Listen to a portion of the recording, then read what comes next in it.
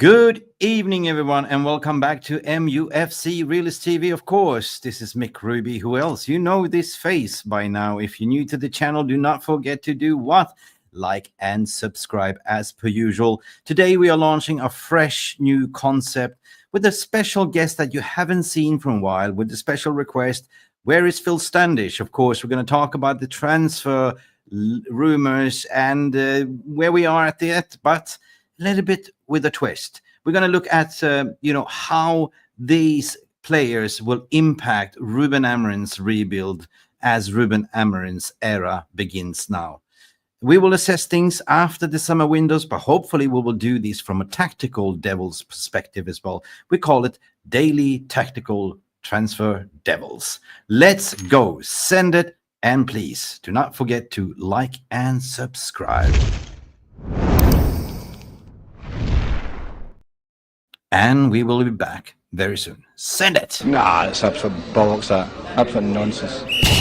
Stretford Enders, we are, zigga-zagga, zigga-zagga, oi, oi, oi. Stretford Enders, we are, zigga-zagga, zigga-zagga, oi, oi, oi. Roy Keane of Hojlund. They could have been killed. That's the most dangerous thing I've seen at a football field for many, many years. Do your job. Roll your sleeves up and do a job. Just get on with it. Don't be such a baby. Zigga-zagga, zigga-zagga, oi, oi, oi. Stretford Enders, we are, zigga-zagga, zigga-zagga, oi, oi, oi. Yay! There he is. I thought you would. Where have you been? The original. I've been here in the exact same position, but just not online. I've missed doing these. I miss you, shows. my friend. For It's you been a guys long that don't time. know, Been that's very busy. tuning in. But it's good to be back. Yeah. For you guys that don't know this pretty face, that is Phil Standish, the one and only tactical Phil Standish. That was with me from the very first beginning when we opened up Mufc Realist TV. He comes in now and then. He used to be a regular, and unfortunately, Phil, life is taking the toll of you. You're coaching kids in the football, and you're being a dad and everything else. And most foremost and likely, you're a passionate Man United fan. I am for my sins. I am for Right. my sins, but yeah, absolutely. It's been a while. It's been a while. How are you doing? How do you feel to be a Man United fan today? Are you kind of a little bit on the defense? What you're seeing being reported in the media? Who are we linked to? And how do you think in terms of how these players will impact Ruben Amorim's system? Because everyone was talking about the system. We're not scoring goals. And in today's episode, we're going to talk about the striker positions. We need goals. Like not Paul Scholes, but goals. Paul Scholes would be fantastic. That would be great. It would be, yeah. I've been looking at a lot of statistics over the last few days, sort of thing, and certainly over the last few hours, even more so. I mean, we know that we need goals. I think we need obviously a proven goal scorer, because when you look back at the season, even Garnacho, who we know is probably leaving, he was creating opportunities, but we weren't finishing them. I feel really sorry for Hojlund. I feel like he's been let down by United. He was brought in as an understudy, and he was thrown in the middle, centre forward. The idea was he was supposed to be able to be mentored into that position and given the opportunity, which is why I believe that Amorim kept Chido Obi out of the limelight towards the end of the season. We knew he could. Obviously, he's got potential. He's got great opportunity, but I think it could have spoiled him instead of made him. I think he's got the opportunity to do things quietly, to work his way up in pre-season. An 18-year-old kid who's supposed to be this wonder kid, who's supposed to be fantastic.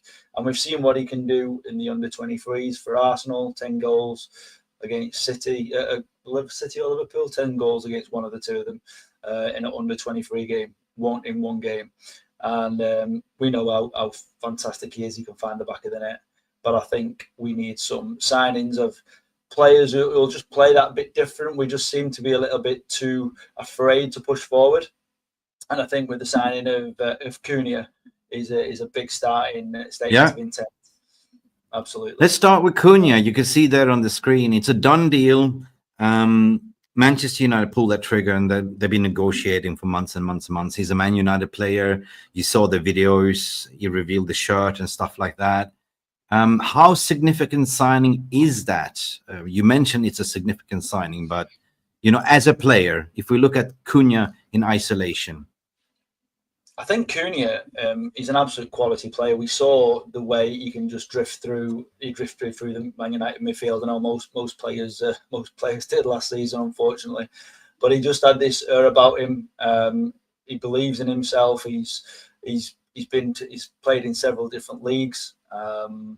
He's worked his way up through the ranks. He's not some sort of superstar that just suddenly became this big name from nowhere. He's worked hard and he's fought for his stature. He's in the Brazil team. He's playing well, and I saw him getting slated on social media the other week. A few days after he signed for United, saying that it was awful for Brazil. He couldn't score and stuff. But actually, when you watched, even just watching the highlights alone, you can see how many opportunities he created. And had the Brazil strikers been on form, he could have had 3 or 4 assists in that game. But it's also as soon as you sign for Man United, you become a shit player. Simple as that. And we've seen it before. The walking stats. I mean, that's just ridiculous. That was a new stat invented for walking. That was brilliant. No, fantastic. More than anybody else. But I tell you what, though, you know what? I hope he does walk, because some of the best walkers that United have ever had were Ronaldo and Berbatov, and Messi. I don't know if you've seen the podcast, the Overlap. With Gary Neville. It was one of the very first ones he did, where he interviews Beckham, and he talks about when he signed Messi. And Messi talks to him about one of the things he does the most is walk around the pitch. And the reason... I'll tell you one thing. I'll tell you one thing, Phil, straight away, from a jokes aside.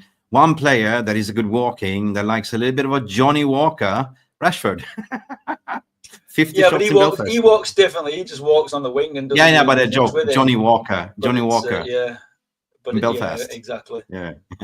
But yeah. So, but I think, at the end of the day, if he was producing the stats, we know where Wolves finished, right, very close to United at the bottom of the league, and he's still got 15 goals for that team. And I think that's the sort of things that you have to look at sometimes. Brentford obviously did really well. I know we're not moving on to Mbeumo yet, but with Cunha, I think he tried to drive into the box. He can play through the middle.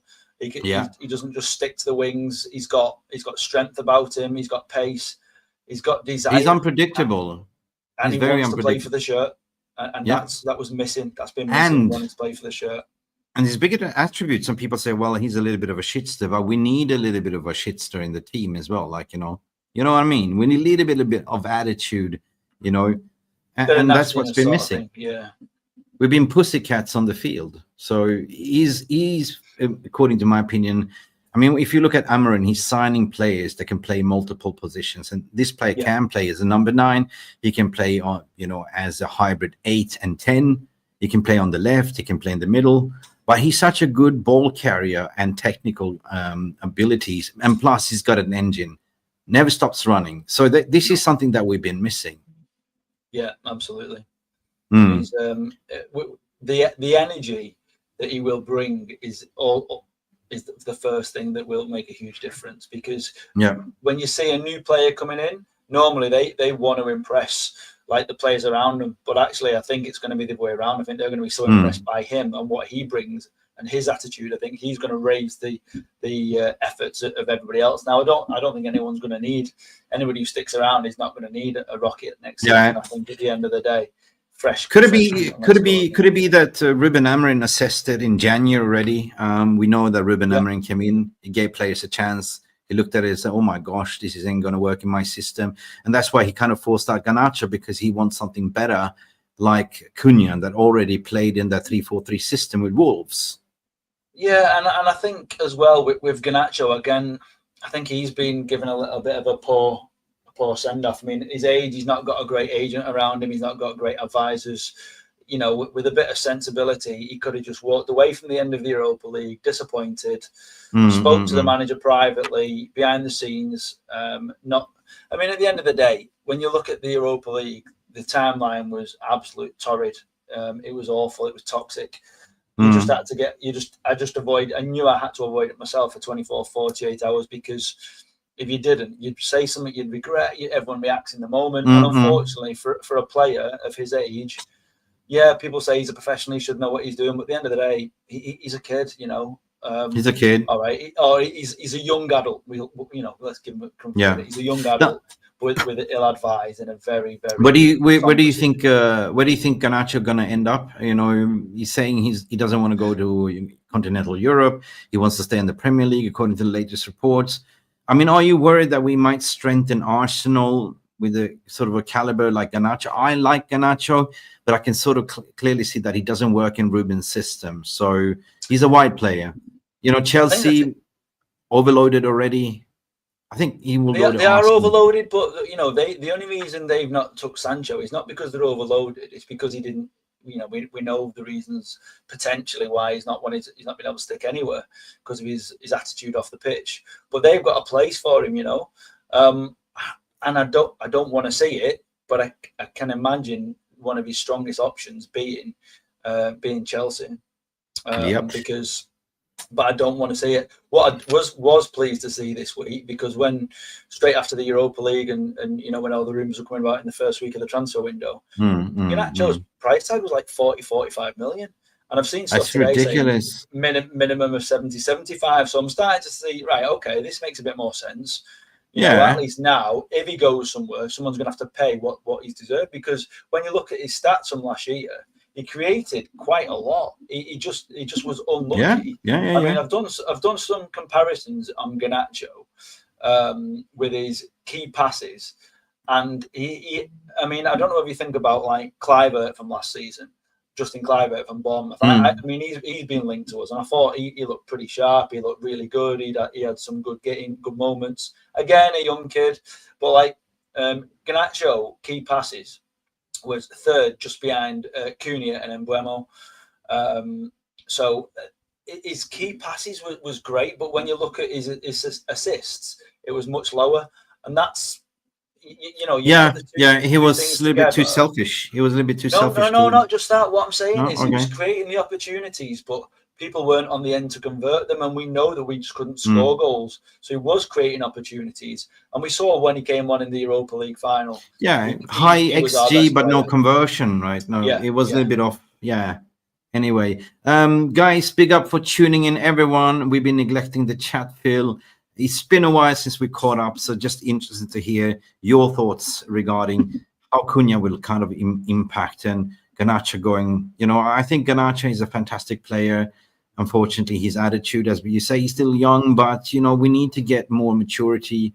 And Ruben Amorim came in and assessed, and he said, we will suffer, like, you know, and now this is Ruben Amorim era begins. Everyone gets involved. We have class of 99. We're going to switch over to Mbeumo as well.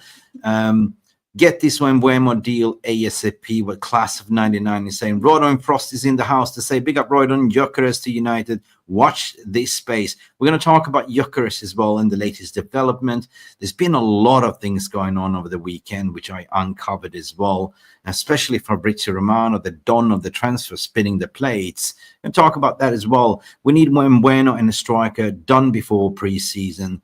The rest can come after the sales. Yeah, in a way, yes, we can. You know what I mean? But we keep forgetting that. When does preseason start? Is it after the World Cup Club Championships, which finished about 14th of June, I believe? Let's get back to this one. Do you agree what Roydon is saying here? We need like Mbeumo in and a striker in before we go on preseason, or is it something that can come after? Absolutely. I think. I mean, I'm sorry. I'm just reading through the comments, and I've spotted one from Raja saying we do not want Mbeumo. I'd like to see a little bit more comment on that as to why you feel that, because that's a very rare opinion at the moment. So it'd be interesting to hear your feedback on that. And Fred the Reds asked about Emi Martinez, which we can come back to that if you can. We can come back to that later. That's part of the. So that's part of. Yeah. So sorry. So that caught me out, that question about the preseason. I think it's vital. I think that's one of the things that so many people have been saying. That, you know, it's the chance where the manager has the opportunity to try new things, to really spend time with the players. not just to get them. Even to get them to bond together, you know, and to get that and to get that chance of getting to know each other on and off the pitch, getting to understand each other, and even the communication. I think pre-season is absolutely vital. So when you get if we can get the players in early before, is it the 17th of July or something, the first game or something? It's coming up maybe the 20th of July, something like that. It's coming up not too far away, about a month away, sort of thing. But that's it's still got 4 weeks. Is a long time to get some deals done. I know that City's done it quick, but I think it is vital to get your players in, get them bonding, and get all the rumours out of the way as well. You know, get as many players as possible on that plane. In a way, as a fan, I do understand. You and me are die-hard Man United fans. I'm attached to the club, but I also do, independent journalism, right, and freelancing and stuff like that. And I've also been the intermediate for five odd years, so I know how things work in transfer. And on this channel, I'm trying to provide a voice of reason, trying to educate that it's a multi-million pound deal we're talking about here. There's a lot of things that goes on behind the scenes. It's not pretty much like you're playing career manager and just swat players like this and that. And when you hear Arsenal, when you hear like Liverpool has triggered like this, nobody telling you that they have been working on the deal behind the scenes for months. It takes months of planning, you know what I mean? So I would say just keep patience at the end of the day. Now we're going to dive into Mbeumo as well very soon. I'm just going to go over the comments, Phil, as well. John Edmund in the house. Big up, John Edmund, one of our loyal subscribers. Folks, smash the like button, please. Yes, do that. It's free of charge, 100%. Delivering realist content to you. Daz Sweets is in the house as well, saying the owners are holding this club back. Depends on. I'm not going to talk about the Glazers. You know my feeling about the Glazers, right? I was very critical about Ratcliffe and Ineos and what they did in the summer, but it was the evil necessary. We were running bankrupt. I don't necessarily agree with everything to cutting down costs and optimize it. And that was Dale Braille's job to do. That was his job to do. And now he's off, doing cycling again. So fantastic. He's off. Now we have, what's his name? As the ex-technical director. Wilcox is now taking over as, sporting director. So we're heading towards the right direction. And I would say that this is the first evidential Ineos full-fledged football operation team that we'll see in the making. I can just go say Cunha deal was done very quickly. It was announced on the day one as the transfer window opened, and I haven't seen that for a very long time. I mean, even going back to Sir Alex Ferguson's days, right? So yeah. I'm sort of looking at it with anticipation. I kind of understand that we're not going to overpay in the market. We need to sell to buy as well, but we also raised a lot of funds by cutting down personnel, lowering down the wage bill, and not to sort of be compromised by the PSR and the FFP, which nobody really knows as of next year if that even is going to exist, to be honest. We have a question for you from Phil, from Fred the Red. Phil, what's your take on Emi Martinez taking on Nana's place? Oh, we can start with that, Phil, because I'm coming down later on here. But I think I like Emi Martinez in moments. I think he can be a bit erratic at times, which it can be a problem. But at the end of the day, he's confident, he's cocky, but he makes good saves. I'm not sure I want to be paying a high price for someone who's so much older. There's a lot of goalkeepers out there who I can't think of the names. I was looking at them all last week, sort of thing. There's about 3 or 4 I was looking at. And there's some who really stand out in terms of ability to be able, because what we've been missing, the reason we brought Onana in was to play out from the back. Yeah, 100%. And we've not been doing that because we literally stopped it in pre-season. We stopped it in pre-season because he came so far out of the way, gave the ball away, and they scored. And they thought, hey, we'll not do that anymore. And it was as simple as that whole change. And that was his whole reason for bringing him in. What we need is a shot stopper, and we don't have that right now. Onana, too big and bulky. He can't get down. He can't get down low. The amount of saves. I mean, You okay? Oh, no, I'm just getting PTSD when you talk about Onana No. this Yeah, season. I mean, it's awful the amount of It's goals. awful. The thing is, your defence. You know, you've got young Euro, and you've got obviously Delete, who's been injured, and we've got Harry Maguire, who's probably had one of his best seasons in a United shirt, despite all the chat around him, and obviously we've got Martinez out injured. We've got right back. Forgot his name. Left my mind for a minute. Dallo as well. And we've got so much in defence, but at the end of the day, if you don't trust your goalkeeper, Yeah, it's hard exactly. to move forward. And you've got Bruno trying to cover every single blade of grass because he's got to get back and defend because he knows that the goalkeeper's going to let him down at some point. He's got to get forward because he's got to try and provide an assist to somebody.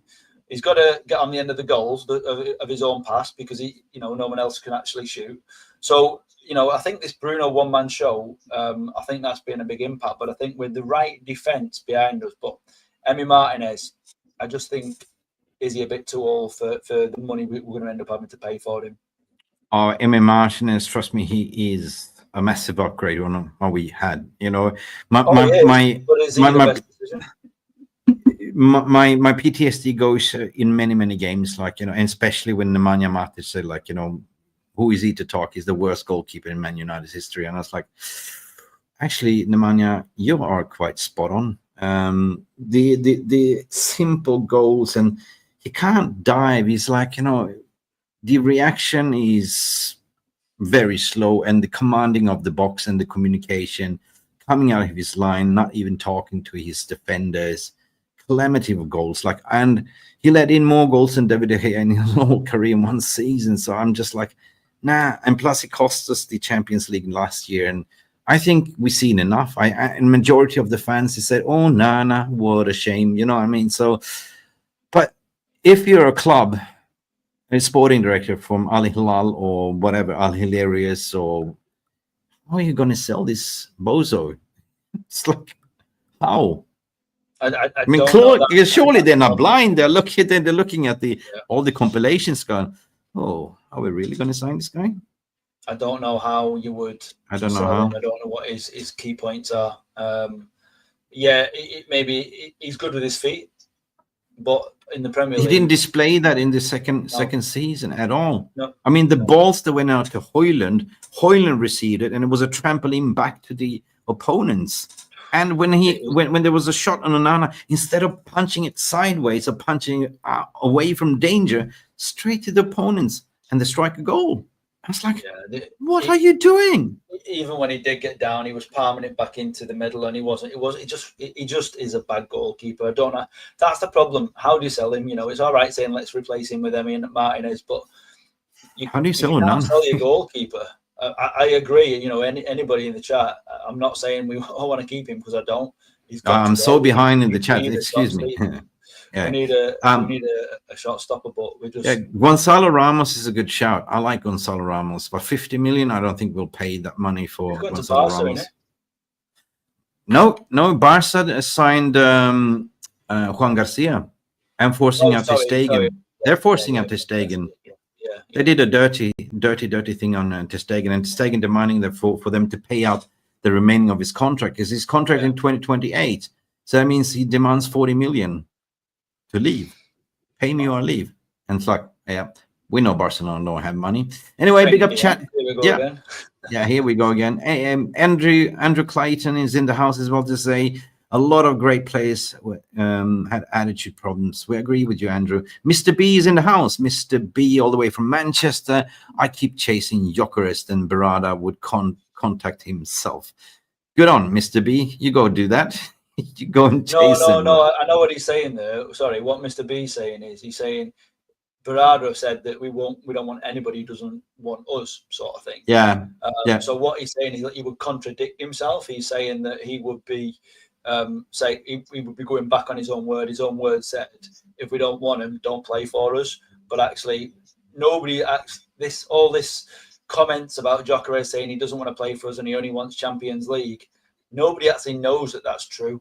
That is just No, media, no. media It's waffle yeah. coming out all the time. People trying to lower I prices and guys stick around because I did a this morning I did a little bit of an expose, and yesterday I did a little bit of expose regarding the Don himself, Fab. You know, he kind of built a brand around himself. You know, the here we go crescendo. But lately he's been spinning a lot of plates. And I spoke to one guy. I'm not going to mention names, but when young Fabrizio came to him and asked if he could sort of, he was brand new, said, "Could I write a few articles about Premier League?" And so he gave him a chance, Phil. He gave him a chance. He wrote a few articles.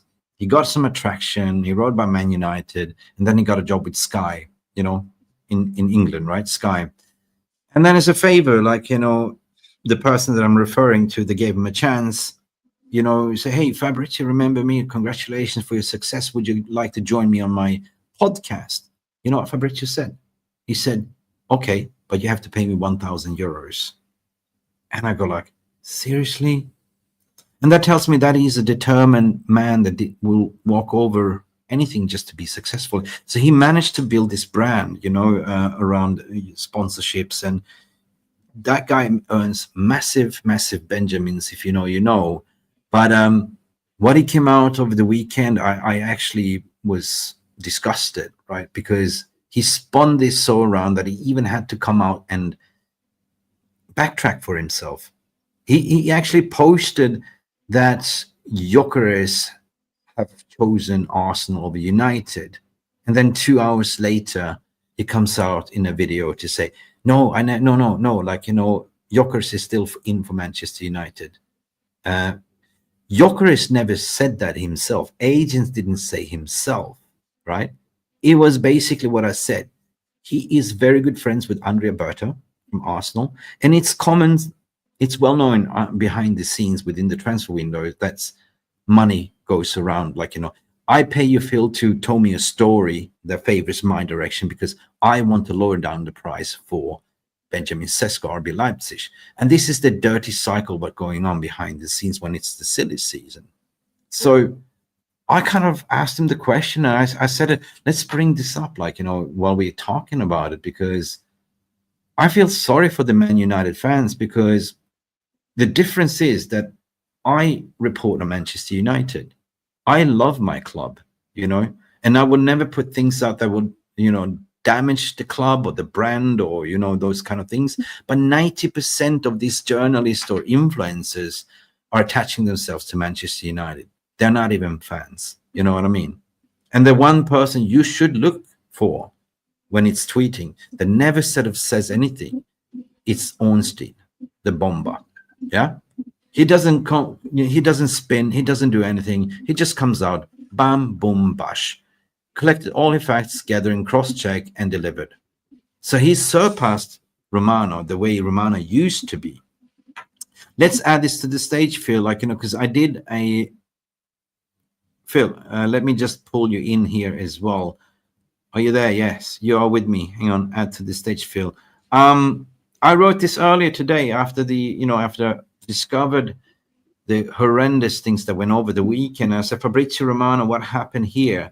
Over the weekend, you said Gyokeres has chosen Arsenal over United, which felt a little bit of a clickbait, especially since just 7 days ago, you reported that Gyokeres and United are in talks daily, and that you were 99% sure you choose United if they made Champions League. And I referred to this article as well, like, you know, in talk, you know, that he actually wrote in this article, you know.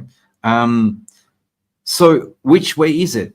Why the spin, and why did you backtrack after that tweet? Sesko is a long-term target of Arsenal, and there seems more advanced as Arteta and a club signing than Gyokeres stylistically. I mean, we're talking about stylistically. If you compare Gyokeres towards Benjamin Sesko, you can see that Gyokeres don't fit Arteta. We know that, you know, Arsenal and Arteta wanted to sign Sesko already in January, but he decided he want to stay, honor his contract with the RB Leipzig, and then go in the summer. Now, there are very advanced talks at the moment. You know, so I said that, like, you know, we all know that, you know, Gyokeres has a brilliant relationship with Ruben Amorim. and an agreement to leave for the price agreed with Hugo Vienna. So everything was a spin about this gentleman's agreement, because I then uncovered everything, that everything was legally documented. You know, that as an agent, you simply don't go and do a Frankie de Jong, which you have a verbal agreement. So an agent brings you legal counsel, you sit down and talk with Hugo Vienna, which was the exporting director that is now with City, and everything came out at the end of the day, what I told, that they had everything documented, so they had all the leverage. Now I said, I understand you're building towards here we go crescendo, but this weekend's update really confused fans, and honestly it affected mental health of a lot of Manchester United supporters who are already on the edge. Some clarity will go along the way. Grazie mille. Phil, we talk about mental health a lot, you and me, and we've done Mental United, but this was making me fuming, right? It was making me fuming. You know, you will walk over the grave to spin the story, and this, you know, you and me were talking like, you know, you actually, I was out celebrating my friend's birthday, and you said, Mick, have you seen this? You were texting me like, and the whole Twitter fan base just went on a meltdown, right? And everyone was saying all of a sudden, well, if he doesn't want to come from United, he never came from the player, Phil. It never came from the agent. An agent called up Fabrizio Romano and gave him bullocking. And that's why he made that retraction. And that's why you're seeing he's doing retraction. Because as an agent, you never go out to say, well, we'll pick Arsenal. There's no bid. Especially if you are in club-to-club, multiple club negotiations. You never reveal your cards like that. Especially if it goes south, if Arsenal says all of a sudden, now we're going for Sesko, then you're in the mud. So you can understand that this was a spin, a deliberately spin from Fabrizio Romano that basically told the line. And you can see that he's backtracking right now. Yeah. I mean, I agree. I mean, you talk about Mental United. I'm honest, it doesn't normally bother me too much. I was a bit like, well, I was really low after the Europa League final, because the thing is, I wasn't too worried about the fact that we'd lost another game, if you like. There was all the build-up, and there was the real belief that that was it. We were going to get it. We're going to get over the line, get Champions League, get Gyokeres straight away, etc., etc. But it's there. He 7 days ago, Phil, there's the article on my tweet. He said he was 99% sure that Gyokeres will have joined Manchester United if we got Premier League. I agree. And I said, but that doesn't mean that Gyokeres is choosing Manchester United. What are you talking about? And then he goes and said, Arsenal is an option. And then you see that Arsenal is saying that, actually, we are not longer in for Gyokeres, because afterwards we see that we're no longer in for Gyokeres because of the price. We are more focusing on, Sesko. Oh, yeah. So it makes me sick to the teeth to see this, especially for, the number one, the Don, when it comes to here we go. I mean, that was a problem. He's played as you've already mentioned. He got a payoff for doing what he did.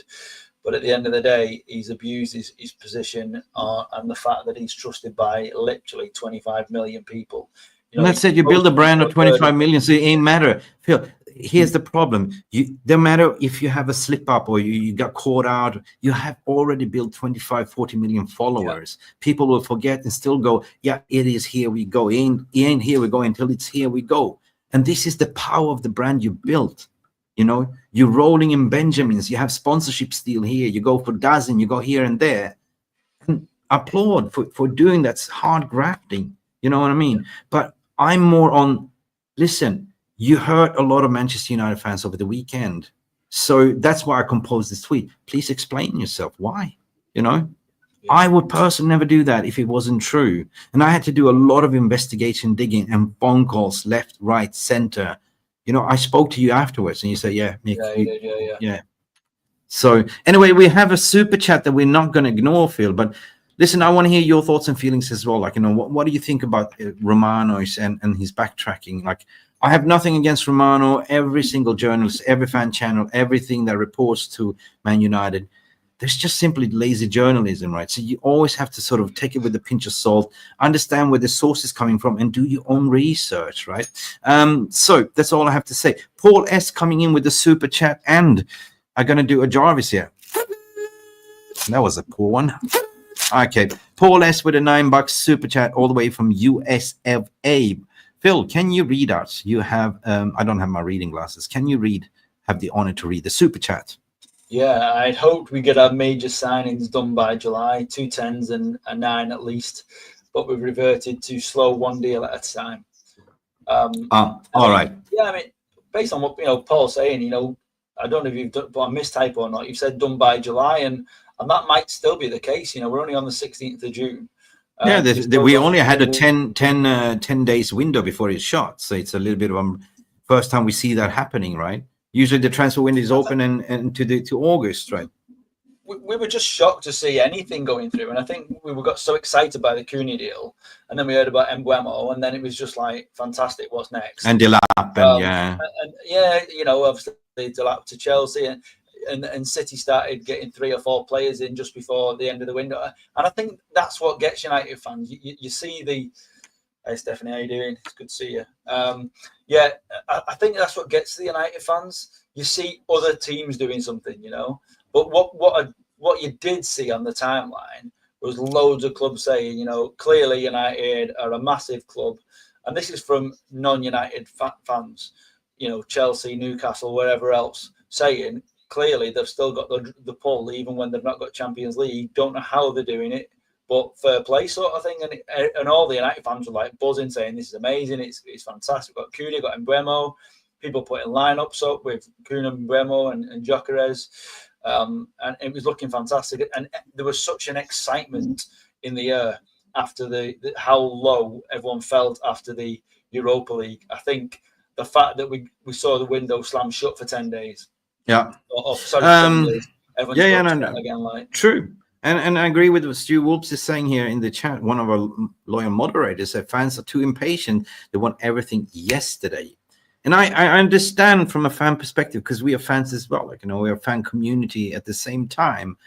But you got to understand that, this takes months in preparation. And the Cunha deal, we all knew in April already that was going on behind the scenes. But the Mbeumo one was just recently popped up, and we heard that if he wants Manchester United, there's no personal problems, personal terms agreed. It's just Manchester United ironing out the minor details. We're going to transition that over straight away, Phil, because there is some updates from Fabrizio Romano and Court Offside as well, reported by United Exclusive. And we're going to talk about Mbeumo as well, what he brings to Manchester United in this system as well. New discussions are also still ongoing from Brian Mbeumo. They have an agreement with the player in place, but they're still discussing club to club, still no done deal. So, Phil, in my opinion, what I've been told as well is pretty much that they are negotiating over the couple of millions there, because Manchester United wants to do these installments, right? The initial proposal on 45 plus 10 add-ons, they were adamant, we want 60 million. He's got 1 year left on his contract, and they can sort of extend another year. So this is where we're at. I mean, a lot of sources behind the scenes say this is particularly very, very close. This is normal. You don't want to overpay, right? Especially specifically if you look at our finances, we want to sort of create favorable installment terms or amortization so we don't overspend. What's your thoughts?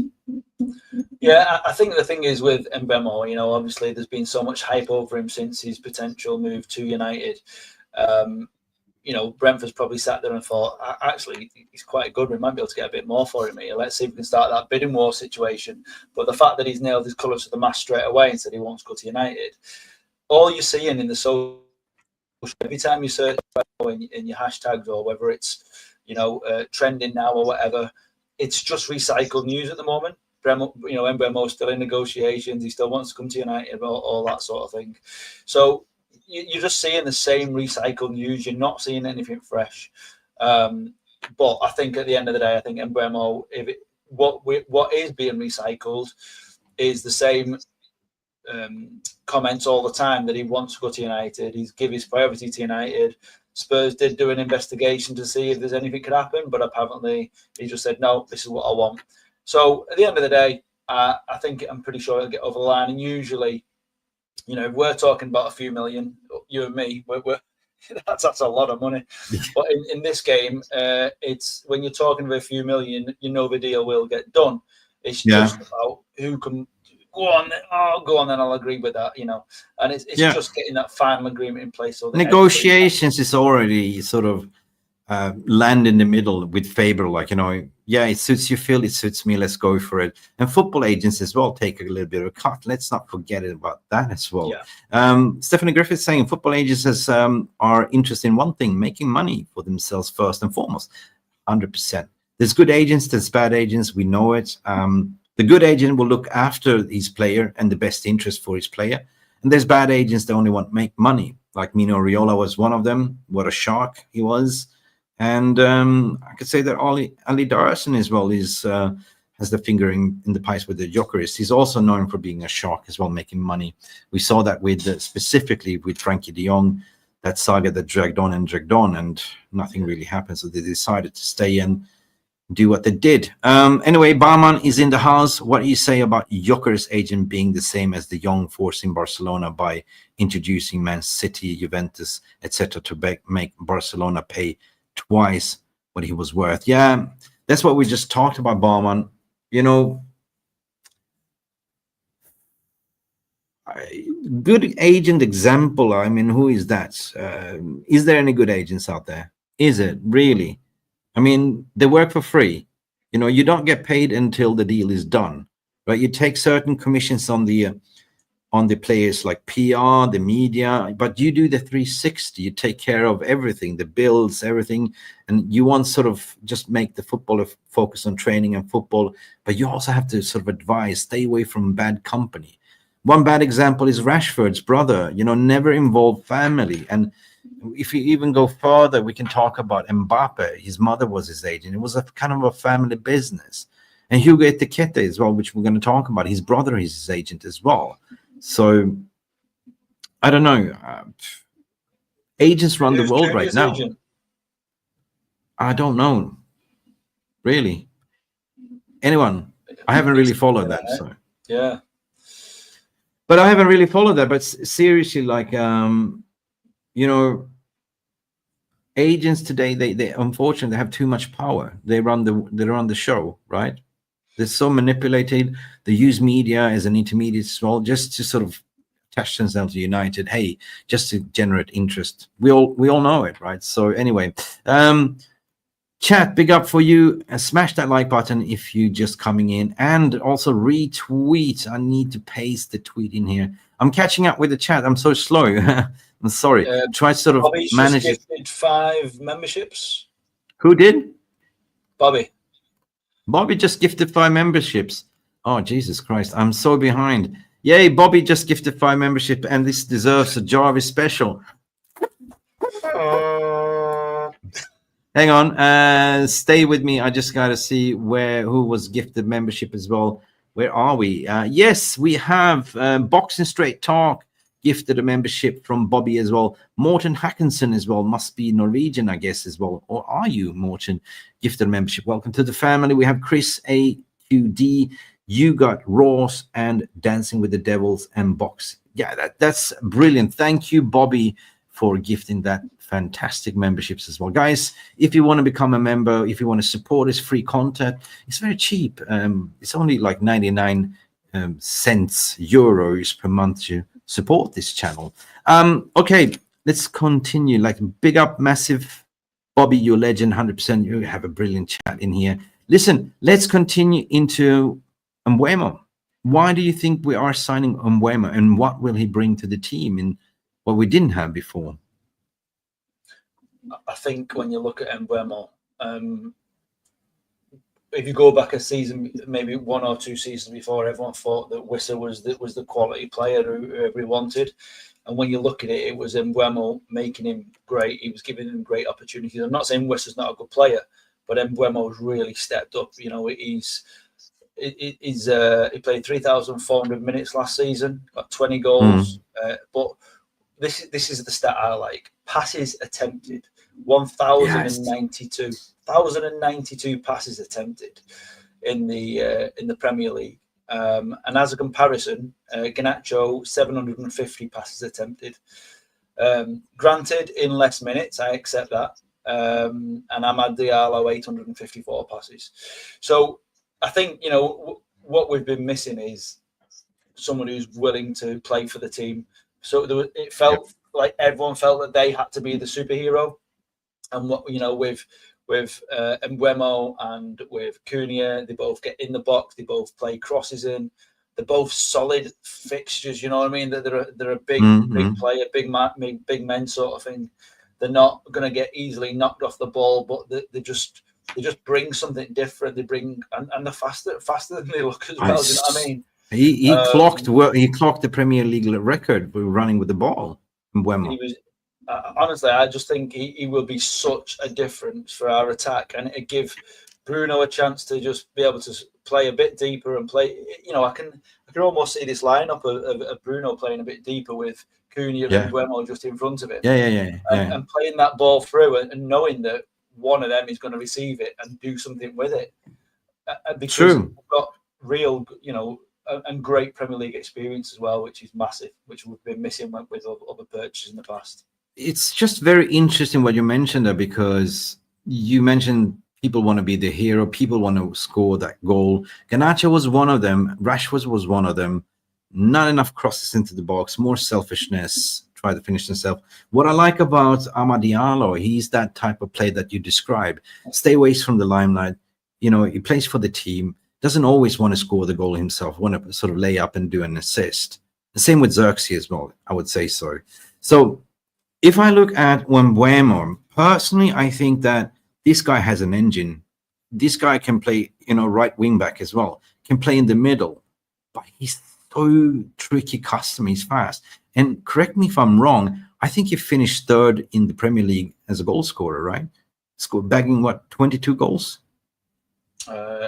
in a Brentford side. Yeah, I'm just trying to think. I don't think I've got his statistics actually. I've not got them to hand. Sorry, Mbeumo's. I was focusing on the strikers who we've been linked with for his statistics. But yeah, I mean, what I like about Mbeumo, I don't know whether he finished third or not. I know he finished high with 20 goals.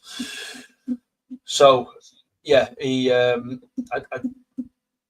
what he brings when you look at his statistics. I use I think I'm all right to say. I mean, I like to mention another website that I use for statistics. Can I do that? Yeah. So I use Data MB. Absolutely. Data MB, fantastic. Absolute quality of statistics, and you can just compare players for players, sort of thing. And I put Cunha and Mbeumo, Diallo, Garnacho on this sort of chart, and it's really good because you can see an overlay. If you want to share the screen, you can share the screen. We can sort of put it up if you want. I'm not sure how to do that anymore. You have the ability to share screen. No, it's not. Where you'd have to talk me through it. Oh, okay. Stream this. No, leave it for another time. Sorry. Okay. Can't get it. Next time. Yeah, I've not got a link to share anything. No. If you look at the bottom of the stage, you can share screen. No, as a user, no, you know. Okay, all right, no problems then. No, sorry, mate. No problems. Yeah, That's so okay. but yeah, so I would do. But yeah, so basically, what you can see from it is that Cunha and Mbeumo together, a lot of the lines are very similar. They almost overlap each other. But what I really like about Mbeumo is his key passes is just behind Diallo. His assists is just behind Diallo. So and his attacking actions is right on the same measuring markers as Diallo, and actually behind Garnacho, which is interesting. But Cunha, so Garnacho is the highest on attacking actions and carries. So Mbeumo doesn't carry the ball as much in his play. He's a lot more in passing the ball around, which I think we've been missing a lot of that. So I think giving that different balance, one player doing the runs, one player doing the carries, one player doing the passes. Yes. I think it gives us great balance in the team. It's not we've just got two players the same sort of thing. So you know what I'm thinking. You know, here's my take. He fits perfectly within the system. You have all of a sudden Cunha to the left. You have Mbeumo to look after, and then you have Amad Diallo, which most likely will play right wing back. Right wing back. Yeah. The problem with the Amad Diallo is that the right-sided, defense used to sort of double gang on him. All of a sudden, the defense will go, oh, shit, who are we going to mark now? You have Mbeumo, which lightning pace and tricky customer, and next to him, coming from deep and overlap and underlap, is Amad Diallo. Then you look at in the middle, if you have a potential Gyokeres, you're shitting your pants as a defender, right? Or you look at, with Bruno playing more deeper, and then you have Cunha also doing what he's doing. That's what I'm seeing, the big transition, right? The problem is before it's exciting. The problem is from the wing, what we didn't have was surely, we lost the width with Garnacho playing more centrally rather than, wide. And Dorgo is still young and fresh, is still learning on the job. And Diallo, I would say that he's so going forward. He can put crosses in, but he doesn't do that frequently. So this creates a competition for places, 100%. I don't see that Diego Dalot will start every single game. And where is Xerxes going to start all of a sudden? Where will you put Amad Diallo all of a sudden? But this creates a massive opportunity to overload and press as well as a full team. With 6 players on top, just constantly keeping the ball and pressure the team. So this is why I see a significant signing what Brian and Mbeumo brings. Liberates Amad Diallo to do his thing. That's so amazing, and especially with pace, because one thing what we were missing was, we lost our counter-attacking football as well, to hit him on the transition. It was too slow. Xerxes wasn't too fast-paced, Garnacho was coming off the bench. And who did we have? Everything went through Amad Diallo on the right, trying to create. I think what I like about Mbeumo and Cunha, they both, when you look at some of the goals that they've scored, there's all different types of goals, but a lot of them are willing to get into the box, which makes such a huge difference. Because the amount of times I've been screaming at the screens saying, like, somebody just get in the box, because you've got one player running down the wing, say Diallo, and you've got Hojlund as an example, in the box on his own with 4 players just stood around him. He had no chance. Whereas if we get like the Mbeumo, Cunha, and the likes of a Gyokeres or someone like that, you're going to get 3 or 4 players trying to get into that box on regular occasions with, Bruno coming in just behind and whoever else, Mainu. Yeah. Chat, get involved as well. What do you think? Like we see comments flying in. Luca talks ball. Hi to you as well, Luca. And somebody was saying if Mbeumo coming in, I'm going to cry. Who was that? I just had it on the screen. And let me see. I'm just trying to catch up. Who said that? And Boxing Straight Talks is in the house. Mbeumo is the only one I care about. No fuss who else is coming in. Just want this one over the line. That tells you, like, Boxing Talks. I know you Boxing Talks as well. So this is how significant this signing is. Where was this comment? I had it up. Let's see. Anyway, I had this comment up before. I think it was. If you can see it, let me know. I'm looking, I can't find it. Yeah, Boxing Straight is also coming in with the common footballing knowledge. Mbeumo and Cunha can both carry the ball. It's actually exciting to think that 3 both in the same team, 100%. I'm just going to try to find this comment. Anyway, I can't find it, and I need to move on. But anyway, it was brilliant. So somebody said if we get him over the line, I will cry. So that is where we are. Like, I believe he will become a Man United player. It's the whole spin that, Thomas Frank joined Spurs. Does sweets. Got it. Does sweets. If we don't get Mbeumo, I'm going to cry. The last time I cried was the day I was born. 8:49. Yeah, 8:49. Does sweets? Does sweels? Is it? Yeah, it does sweels. That's sweets. Yes. Let me bring that to the stage. See, like, it's so difficult to control the chat at the same time when you have. I can't click on it. It won't let me. Sorry. Oh yeah, you haven't been online, so I took away your admin settings, mate. I'm sorry. I know. It's gone. 49. That's sweet. Yeah, here we go. Got it.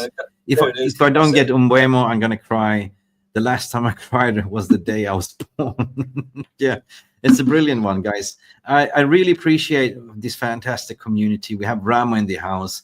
Amorim loves Dalo, and definitely shoehorn him in. We'll see. We'll see. I mean, it's refreshing because it's going to be squad depth at the end of the day, right? Guys, let's do one thing, right? So for us to catch up on everything, just if you have a question or an opinion, just put question and your question. We will come to the Q&A session at the end of this show. How's that? As tradition what we used to do with Jarvis as well.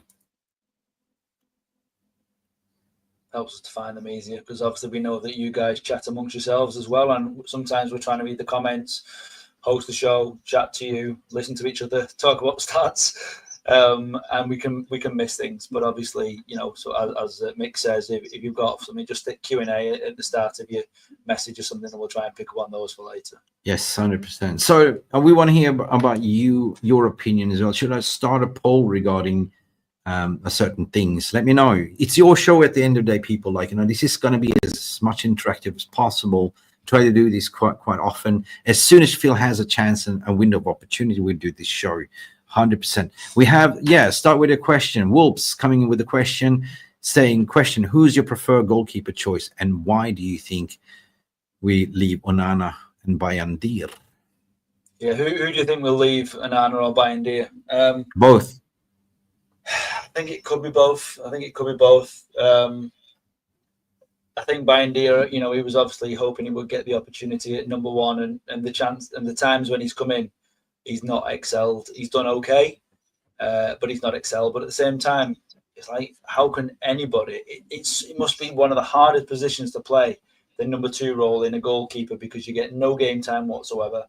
Which is, everybody knows, anybody who plays football knows that you need game time just to get a little bit of sharpness, get used to playing with the players around you. And we've had that many injuries again with the defence. Even when we've had somebody coming in, you can't get a settled back 4, back 5, whichever formation you're playing. And I think that makes a big difference. And I feel sorry for Bayandir as well. Me too. That game against Spurs, when he made all those mistakes, was awful. Yeah. But he's also in the Arsenal semi-final as well. He was the shot stopper, like, you know, the penalty saver, the hero. Yeah, he had that great game, but that was it. That was his moment, you know. But then he played in a Premier League game towards the end when Onana was like making mistake after mistake. And Bayandir, I can't remember which game it was. I probably chose to forget it. But I think he made loads of mistakes as well, and he cost us the game. So I think it's difficult. Yeah. Wolves is setting the first example, people. This is the format that we want to see: question and then follow up with your question, and we can sort of have a debate at the end of the show. We will get into the goalkeeper situation last, I would think, but we have sort of touched on it, and I think on a lot of Man United fans, this is clear and obvious. We need to get a better goalkeeper than Onana. Like, you know, everyone seems to be tired.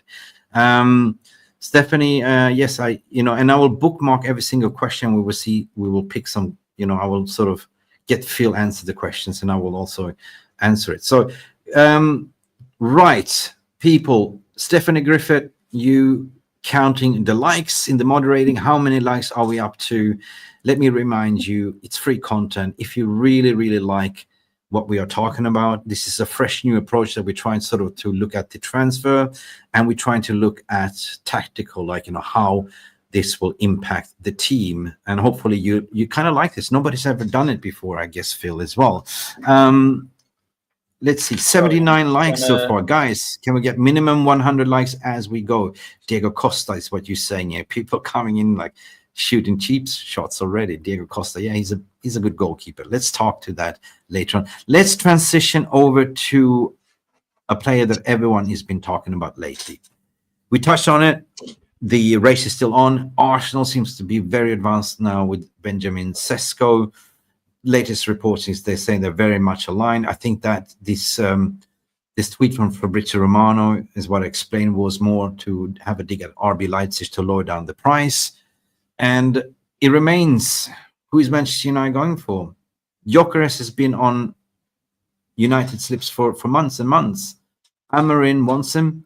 Amorim had a post-match interview in the Europa League after Bilbao, and he basically said, Same what Omar Brada came out to say a couple of days ago. We want players to come to play for the club, not for a specific competition. Now, you can understand some players want ambition, of course. You want ambition. But I go back to what Fabrizio Romano said. He was 99% sure that he will choose Manchester United if we got Champions League. So he's already picked.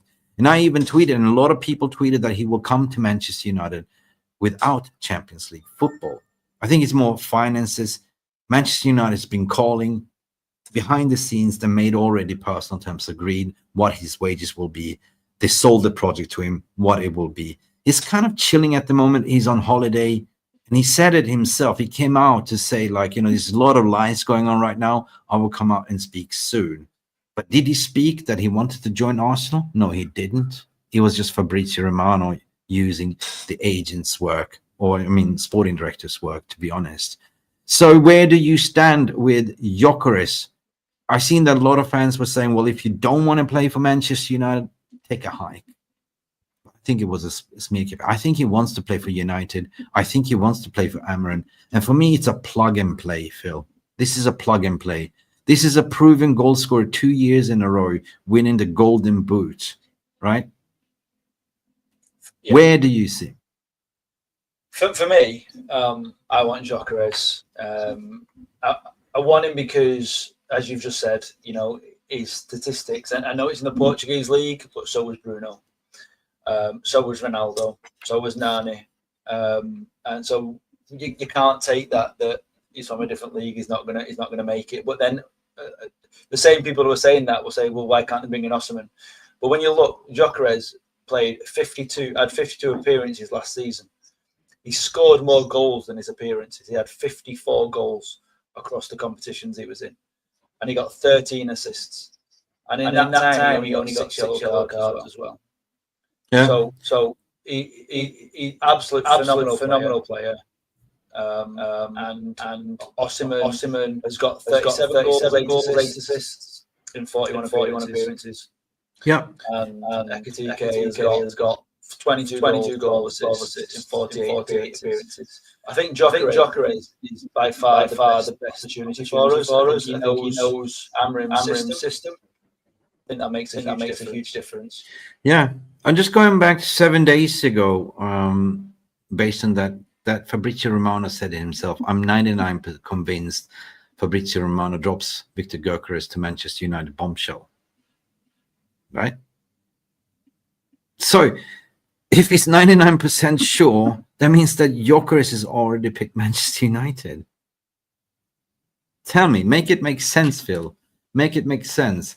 If you do a comparison, like if you look at Gyokeres versus Hugo Ekitike, I can't even pronounce his name, but you can see the heat map. You can see where he's operating, right? Ekitike, 100 million for a 22-year-old. Seriously? What?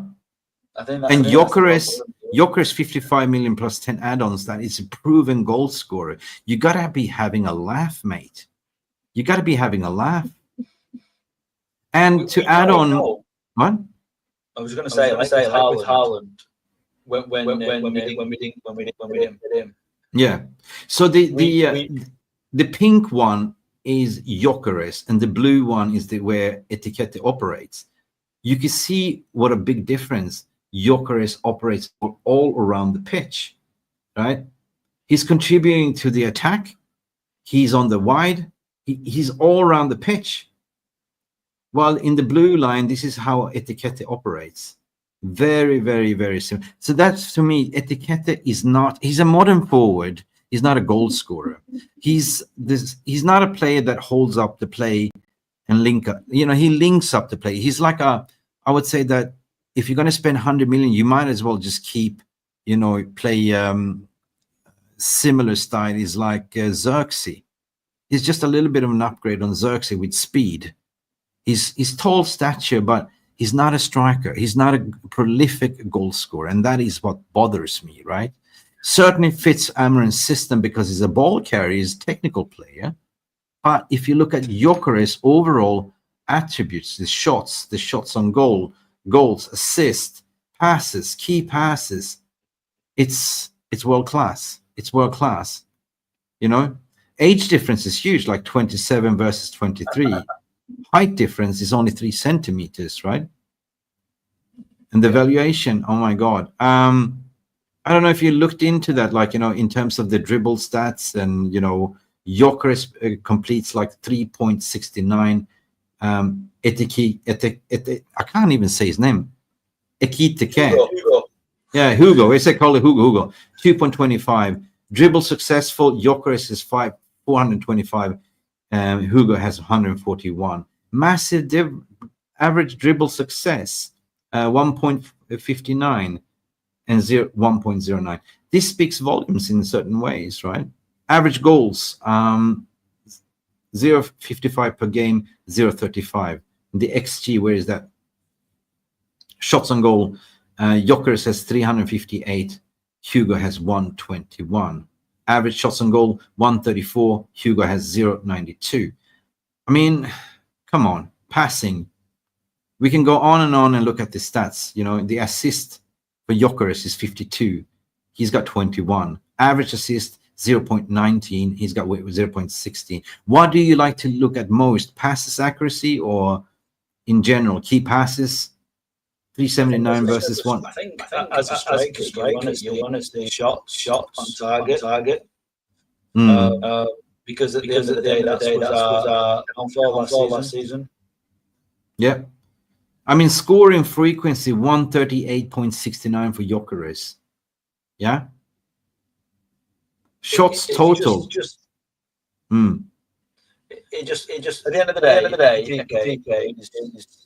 shots on goal. You mean this one? Shots on goal, 358 versus 121. Yeah. Yeah. And I mean, it's a different league, and I know obviously, you know, you're looking at Ekitike playing for Frankfurt. They finished third in the league.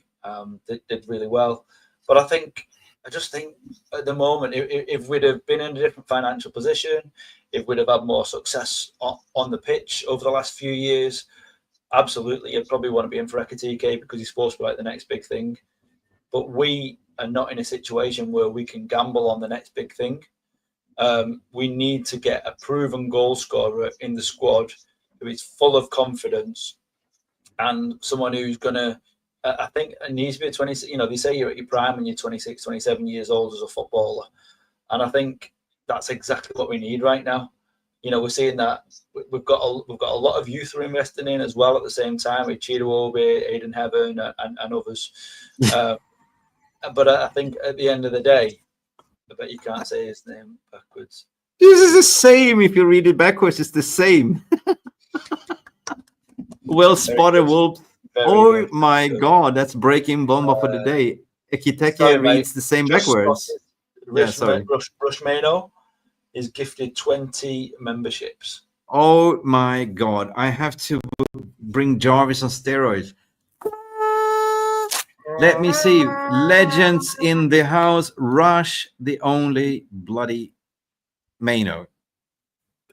Not Kobe Mano, but Rush Mano. Listen, Rashi just gifted memberships, and I gotta go backtrack who became a member.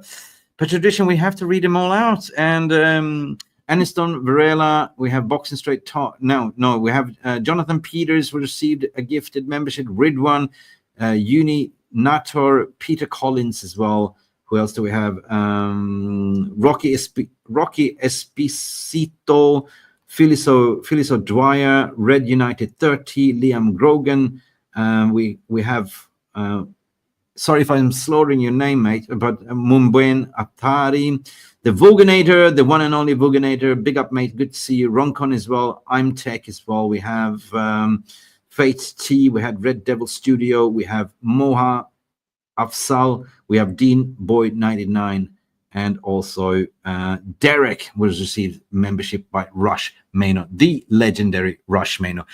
Mate, you are a gift that never starts gifting, guys. Go and follow Rush Mano even on his Twitter. You know, tweets a lot about Manchester United's transfers as well. Rush Mano, post your Twitter page here as well so I can display so people can follow your actual tweets. Really love you, mate, and thank you so much. We have continued to say not fussed about Ekitike either. No, no, thanks. Listen, at the end of the day, Phil, it's the price tag. It's the price tag. It's the Yep. price tag. Man United ain't gonna spend 100 million for him. I think it's one of them again. All this that you're reading in the news about the fact that there have been in negotiations, they've been chatting over the last couple of days. I mean, I think they probably rang up and said how much, and they're going, right, brilliant, okay, thank you, good to know. I think at the end of the day, why we're saying that we can't spend this much money on Mbeumo, we're arguing over 2 million, and then Gyokeres, we're arguing over 4 or 5 million, and then suddenly we're going to spend 85 million on an unproven goal scorer who's supposed to be the next big thing, and he might be. But like I said, if we were in a better situation, if we were in a better financial situation, if we were better in a historical situation on the pitch, and we didn't have to really make a difference this season, then yeah, absolutely, go for someone like that. Yeah, but for me, if I look at the profile of Liam Delap and Hugo, they have a similar attributes. They both can run with the ball, 100%. Yeah. But 80 million pounds, no chance, Jose. And I'm going to sort of pull us over to what a journalist said over in Germany. I'm going to sort of play this. It's from court side. True, Hugo Ekitike is still on Chelsea's shortlist after Manchester United race. Chelsea are definitely in for him. Also, Liverpool are linked to him as well.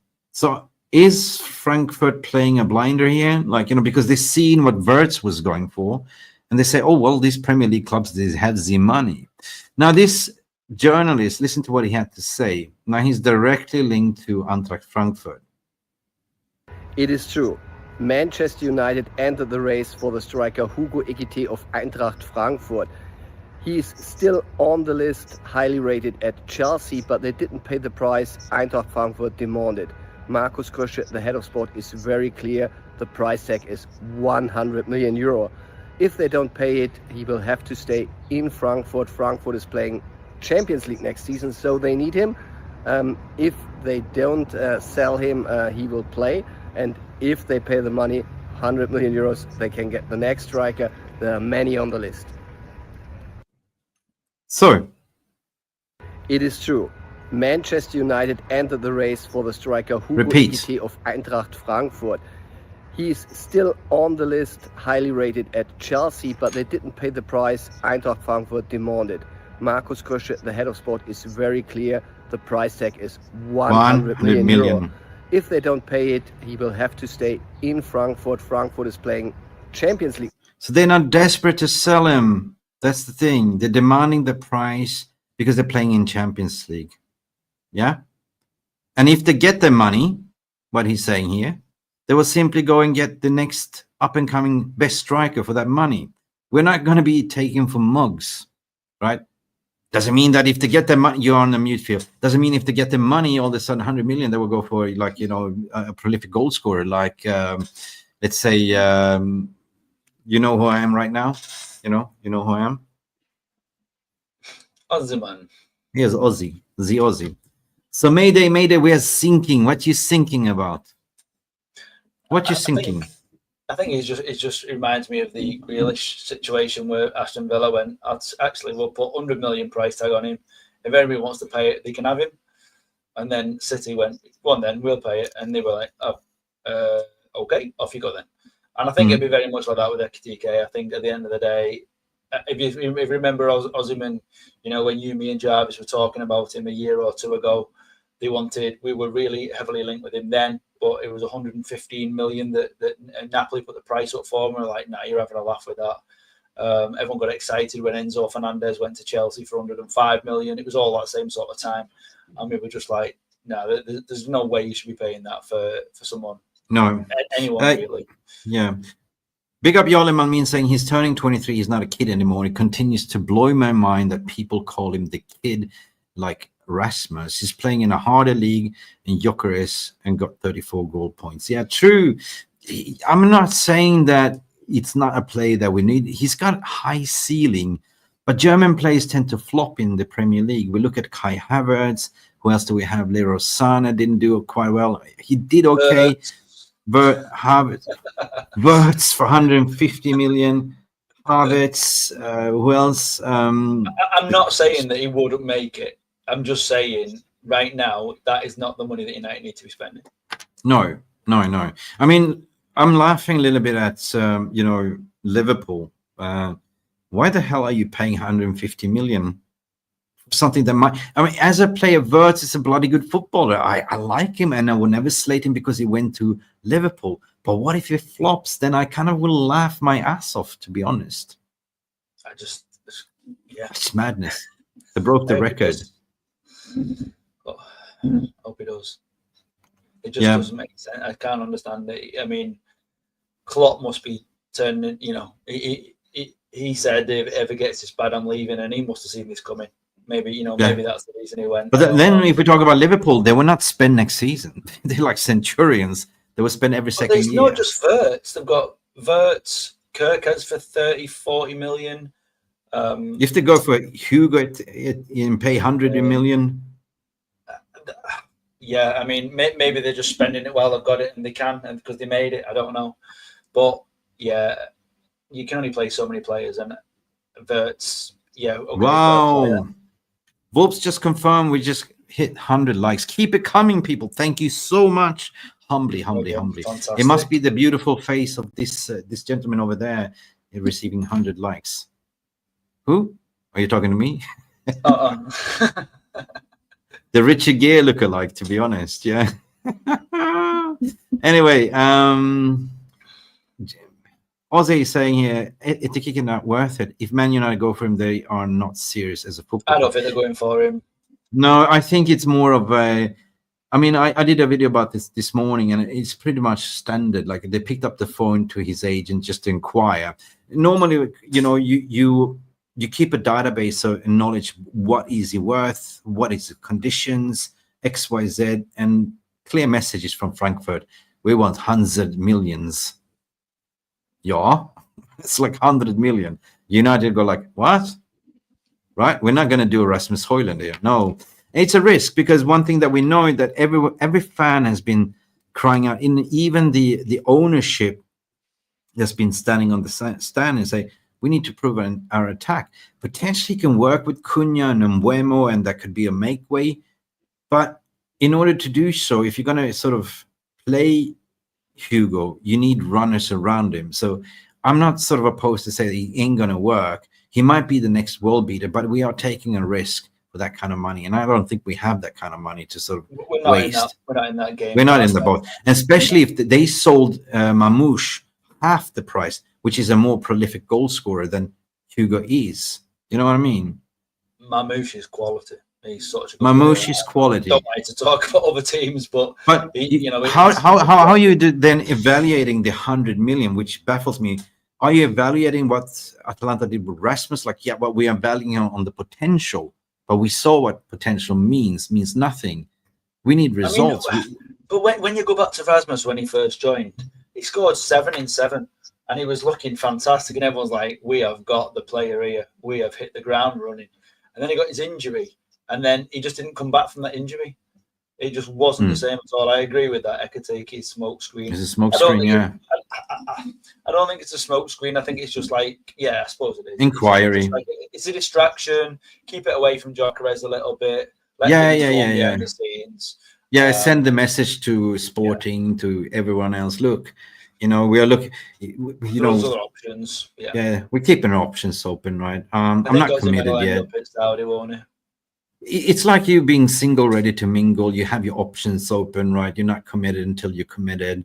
You let everyone know, hey, you know what? You make yourself more attractive, Phil. Yeah. But you're a happily married man, so you don't need to do that anyway. True. Absolutely. Here's a scenario where Wolves is saying, I see happening. Ekitike, Liverpool. Whoops. I certainly believe they will swoop in. Gyokeres, Arsenal, Osman, Chelsea, Sesko, United. No. Nah, I would say swap Sesko to Arsenal and Gyokeres to United. Yeah, Why? And I don't think Osman will go to Chelsea. I think Osman will end up in... Why? There's a... I'm Swedish, right? I'm Swedish. So there is a very, very spot-on journalist. He's the Fabrizio Romano of Sweden when it comes to Swedish players. His name is Eric Niva. And Eric Niva, you might have seen where I put out the tweet, and what Swedish Rumble was also putting out the tweet, our friend of the channel, Swedish Rumble.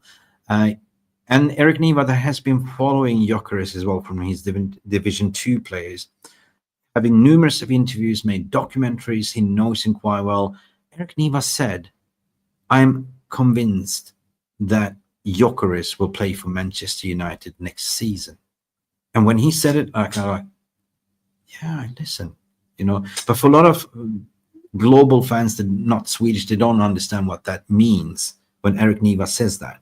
So I can just weigh things together and say, everything is early days yet. There's been a lot of diversion, a lot of smoke screens, and it's the eye still on the price when it comes to the player that we want, this guy. It's the one I want. I can just. You're still the one I want. Whoa, the only one I need. The starting lineup with Cunha and Mbeumo and Gyokeres, it just hits different. It just hits different, doesn't it? You believe? Yeah, we discovered that it's a red flag. No, but you've just got to believe. Do you know what I mean? It just hits different, doesn't it? You can imagine lining up with those three, and you think we're going to score today. You just feel that you're going to score. You don't think you're going to come away from that goal, the game without a goal. Yeah. Werner is another example, man. Werner is another example of German players that came for expensive money and flopped. Sane, we had Hojlund. Hojlund is Norwegian, though. He came and did a madness the first season. De Bruyne is not German, by the way. Ozil as well. All flops. And Hilver is saying also too expensive. So a lot of guys, they agree what we're saying here. Big chat, big community. There's legends in the house. We see new people that I haven't seen before. TK as well, 100%. Right. We have Tina Perry in the house as well. So a new name that I haven't seen. As always, United want a player, price goes through the roof. Yeah. But how about the sales? It's going to be a difficult task. We've been talking about a lot of ins, but we're going to talk about transition over to the next thing, which we talked about already, goalkeeper, right? Goalkeeper was never on the radar, and we are being focusing on strengthening, bolstering the attack. The midfielder is going to come after. I believe that Manchester United are linked to Hayden Hackney from Borough. I like him very, very much. What a play he is. But also Edison from Atalanta. We're going to talk about Rasmus Hojlund potentially going out, and that's been confirmed by my friend Alfredo Pedula as well. The links of Inter Milan are there, 100%. They're currently playing now in the World Cup for the clubs in US. So it's a little bit stalling at the moment. But there is also Atalanta that expressed interest. Now, Manchester United's stance is they will sell him for the right price. But I also heard that they will loan him up with an obligation to buy. Now, Rasmus said he wants to stay. Right? So I'm going to paint a little bit. I'm going to be the devil's advocate here. Manchester United will make money if they loan him out, take a loan fee, and then sell him next season. But put an option to buy and an obligation to buy. Don't do a Jadon Sancho situation. That means that another year has passed, another installment has been made. So if you sell him next year, you make money, right? You loan him up this year, you get money, right? True? Yeah. Or you get the best-in-class striker in. We're talking about this beast or an Osman. Osman is not coming, 100%. This guy. The problem is with Rasmus. Rasmus didn't have anyone to look up for in training. Yep. He didn't have anyone to learn from. We had Phil Marsh in here, the legend. They used to play for United, and he's a striker. And he said, man, as a youngster, when I came in the academy and I got my chance into the first team, I was training with the first team, I was buzzing. I was looking at Ollie, I was looking at, Van Nistelrooy, and I was learning. It's like whatever they were doing, I wanted to do better. But who is he looking up for? Nobody. There's nobody up there. He's going to look at Xerxes. Xerxes, how did you do? No, right. But if you look at Manchester United defense, you have senior players. The midfield, we have senior players as well that will nurture the young talent. We're talking about, Bruno. We're talking about Casemiro, Eriksson. You look at the back line. You have Johnny Evans. You had, Harry Maguire, XYZ, Lindelof. So the youngsters that came in and played in the back, they instantly got mentored. but not in the front. No, I agree. I think I would not be too upset if we could afford to get the players in we've discussed already, the Gyokeres, the Cunha and Mbeumo. And I know we're talking about strengthening the midfield and the defence and changing the goalkeeper. And I think that's the problem. You're looking at how many players that we really could do with changing.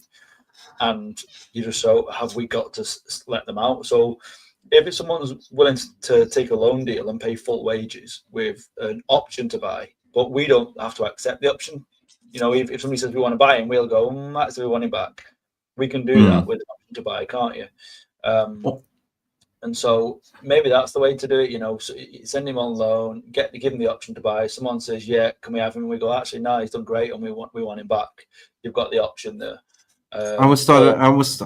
Yeah.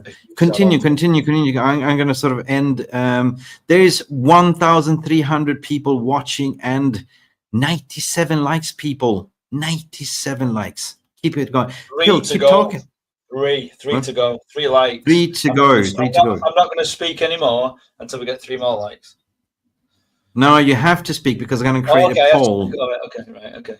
I'm going to create an interesting poll. And I will give you, I will be the devil's advocate here. So I'm going to give you 3 options, right? I'm going to start a poll and I will say that, what would you do, Rasmus, right? Gray, just like, well done, Gray 100. Yeah, big up. What would you do with Rasmus Hojlund? Right, that's a fair question, right? Yeah. Options like wait a minute. Hojlund. Okay. Sell. Keep. Loan with option or loan with obligation. Loan with obligation to buy or keep. The reason why I'm saying keep, because I'm going to get to that, why I'm thinking keep, right? So poll is now launching. Let us get as many people. We've just reached 100 likes. So the poll is running right now. Get involved. This is an interactive show. What would you do with Rasmus? Sell, loan with an option to buy, or obligation to buy, or sell? Let that keep going for a while. And the reason why I'm saying keep, okay, because he never had that opportunity. Clearly, he's a Manchester United fan since childhood. We know that. Yeah. He had a stinker of a season. But what if we get this gentleman over there, Gyokeres, that he can learn from, right? And he play the shadow striker or the backup striker. What he was supposed to do, we were supposed to sign Harry Kane and Rasmus. He was never supposed to lead the line, but we didn't have the money, so he ended up carrying the whole team on the shoulders. Too much for him, right? So that is why I say keep as an option. If we do get Gyokeres, we don't really have to. He can develop and come in. Okay, here's a question then. I pose this to you. Who would you rather keep, Xerxes or Hojlund? But Xerxes is not a number 9. Xerxes is not a problem for me. Xerxes can play as 9.5. He can play as 10. He's a ball carrier, right? He's somebody that can link up the play and arrive late in the box. And that's a massive headache question. What I also be thinking, what's going to happen to Xerxes if we get in Mbeumo in, right? But then I'm thinking, damn, we have squad depth. Squad depth is what we've been missing. We've been missing too much. The people, the lads who were playing, they knew that they didn't really have much to fight for. They didn't have to fight for the place, and when they did, those who didn't like it have hung up the boots too early and give up. But at least you've got the likes of Cunha, who's already signed for us, and he just can't wait to hit the ground running. He knows no one's guaranteed a starting place, but at the end of the day, he's anybody who plays in that position is probably just thinking, hang on, he's gonna be after my place. I'm gonna have to step up, and that's exactly what you want from a team. And obviously, we're being heavily linked with the Mbeumo and Gyokeres or someone else of the like. There's going to be some massive change in the season. It's not going to be the season. When you think of back to Amorim's speech at Old Trafford on the last day, the storm has now passed. I did see an improvement under Nistelrooy. I did, but it was short-lived under Nistelrooy, 100%. Listen, I'm just going to go into the chat. Keep what you guys are saying. Keep up the good work. Makes an excellent user. Thank you, Frankie, so much. And let me see what people are saying. Fred the Red is saying, keep. I see a good operator if he gets good service from Cunha and Mbeumo. Yeah, he didn't get service. He was starved, potentially. But as a secondary striker, definitely sell what Ramo is saying. He's trash. Oh, I don't know, man. His confidence, like I was, you saw me, I was in the Asian tour. I was part of the setup, and the moaning and groaning from the Asian fans, like, you know, they lost faith, right? And I saw him play live. Obviously, like, I can't go to Old Trafford. You live in Manchester. You go to the games. Yeah. You know, for me, it was like I was invited, VIP pass, everything, press pass and everything. And it was just appalling to see him. Like, you know, he got bullied by miniature Asian center backs, right? So he was like the sushi between the chopsticks. You know what I mean? It's like horrendous. It's like, where are you, Rasmus? The first season, Rasmus Hojlund, he created goals from nothing, right? You know, like what's really pissing me off is he's trying to hold up the ball and he's falling down all the time. Yeah. And gives the ball away to opponents.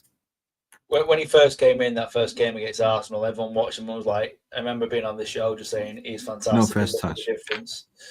He used to have a good first touch. No, it disappeared.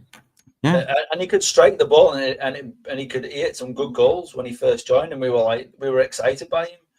And I just think that there is a player in there, but I just think his confidence is so low. You know, everyone says that goals breed confidence. But when you're turning up at games and all you're hearing is the stats on, like, Garnacho hasn't scored in 17 games and Hojlund hasn't scored in 18 games, and whoever was playing on the right at the time hadn't scored in 17. You know, it was just like, basically, you can't score. It was awful. And, you know, you're talking about players here who, you know, Garnacho and that, who 70 million, but we just, as a team, just had so low confidence. We used to turn up at a match and the team would be defeated before we kicked the ball. Even to kick the ball, yeah. We were that good, and people were just afraid of us. They didn't believe that they had a chance. But now, even Old Trafford used to be a fortress. We lost so many games this season.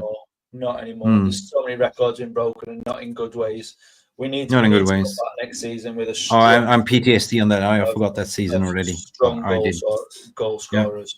Yeah. And goal scorer, and we also need a goalkeeper. You know, because what's the point? Like, you know, you can keep Onana, you can let in goals, like, as long as we score a lot of goals and we win games. But I want a positive goal tally. You know, I don't want to have conceded goals. I want to see as much as clean sheets as possible. And I think we have a good defense. We have 8 in heaven. We have, you know, we've seen 8 in heaven for 1 million. What a transformative design. Lenny Euro, mwah, love him.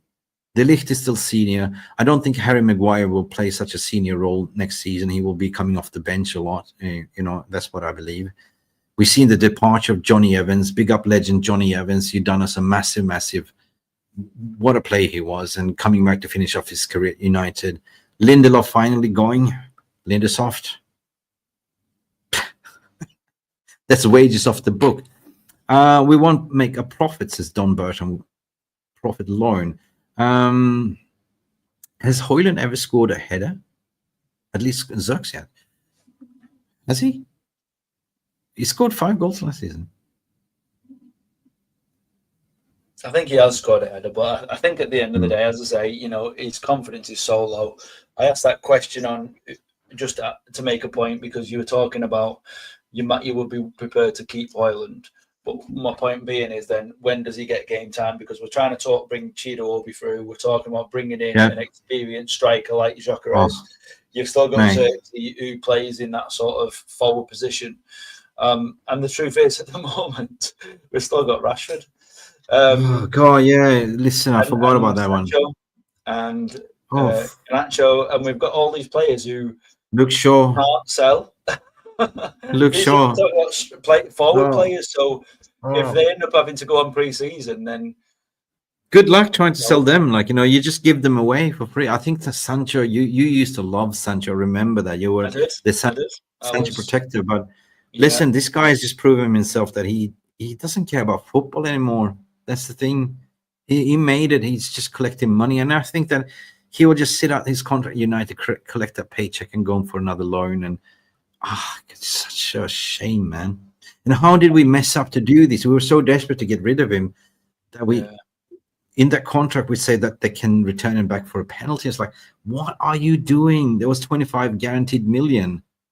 It's because they wouldn't take him. And if you remember, it was right at the end of the window, wasn't it?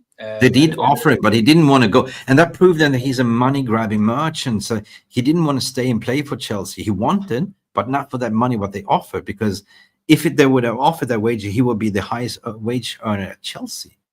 We were linked with a swap for Mohamed Kudus as well for West Ham, and both clubs were interested in the swap because they just felt that Kudus didn't fit or whatever, and we were offering a bit more, and they wanted Sancho. But Michael, I do apologize. I didn't mean to give him away. It was just like FPP. I know, but the implication is like, how do we get rid of them? Like, how do we gain attraction? Right? You look at Luke Shaw. Spends most of his time in the medical room, of course, and I don't know, man. Really, you look at Rashford. Apparently, he only wants Barcelona, and Barcelona are now heavily linked in with Nico Williams, and Nico Williams is willing to come to Barcelona for lesser wage, to take a wage cut. So you got to look at the players. Are you willing to play? Are you a footballer? Would you want to have your dream move? Or are you just concerned about your Benjamins, your money, right? So Nico Williams is short. I'm willing to come and play for Barcelona. That's my dream club. In order to do so, I'll take a wage cut. Sancho didn't do that. Yeah, I'm still Sancho. I believe I still have value. Mate, you are not that good anymore. Same with Rashford. 300K a week. If he wants to go for Barcelona, he has to sort of outbid and do exactly what Nico Williams said. Because Barcelona ain't going to pay that money. No. What do you think is going to happen with Rashford at the end of the day? What do you think is going to happen with the players such as Sancho, Rashford, Onana, Luke Shaw, Casemiro? I think Sancho and Garnacho will go this window, and Anthony. Yeah. I think if regarding Anthony, did you see the tweet? It was something ridiculous from United Exclusive that Betis is coming to say, can we have a co-owned ownership? You gotta having a laugh. They're so desperate, and they go like, hang on a second, this guy took you out to Europa League. You can't pay the money that he's worth. You want to have him on another loan? Are you taking us for a mugs? And then you come in with a new proposal to say, can we have shared ownership, custody? It's like having a divorce and you have custody of your kids. It doesn't work like that. Manchester United have the owning rights of the player. Yeah, I think he's got to go. I think if any player ends up coming back, it's going to be Rashford. But we need him gone because of his wages. They're astronomical, that's reported. And he's nowhere near bringing in those wages. And one of the things that we've been able to do going forward is sort out the wage bill. We're not bringing in players on massive wages anymore, so it wouldn't make sense to bring Rashford back. Yeah, I don't know, man. I don't know. And we're going to speak about Agent Onana as well because we're talking about goalkeepers. This is the finishing line. There's a picture Agent Onana talking to Mbeumo. Justin Andrew Onana played a role in Brian Mbeumo's desire to join Manchester United, according to Lockhurst. But here we have the locker room that the players are talking to each other. I mean, at the end of the day, it might be true, but it doesn't make Onana as a player any better. Then United Exclusive coming in to say new Andrew Onana is expected to remain at Manchester United this summer, despite the report. Ruben Amorim has a warm working relationship with him, according to Samuel Lockhurst. Come on, Samuel Lockhurst. Stop this, right? Anyone with a pair of eyes see that this guy, I mean, of course, you might put it out there to increase his value, right? Yeah. I don't believe it a bit. But there was something about I don't know, man. In terms of goalkeeper situation, like, you know, we touched base and we're going to finish off that.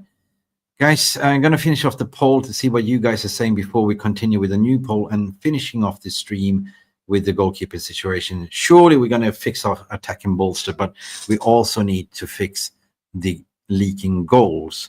It's like having a beautiful burger, you know. You know, what's the point of having all the juicy ingredients in the middle if you can't score goals? And if you can't have a bottom, everything will just trickle down and just be a mess on your plate. So I want to sort of start with that. I want to finish off with that, but I'm just going to end up the poll and see what people are saying. Listen, you guys have voted. What would you do with Rasmus Hojlund?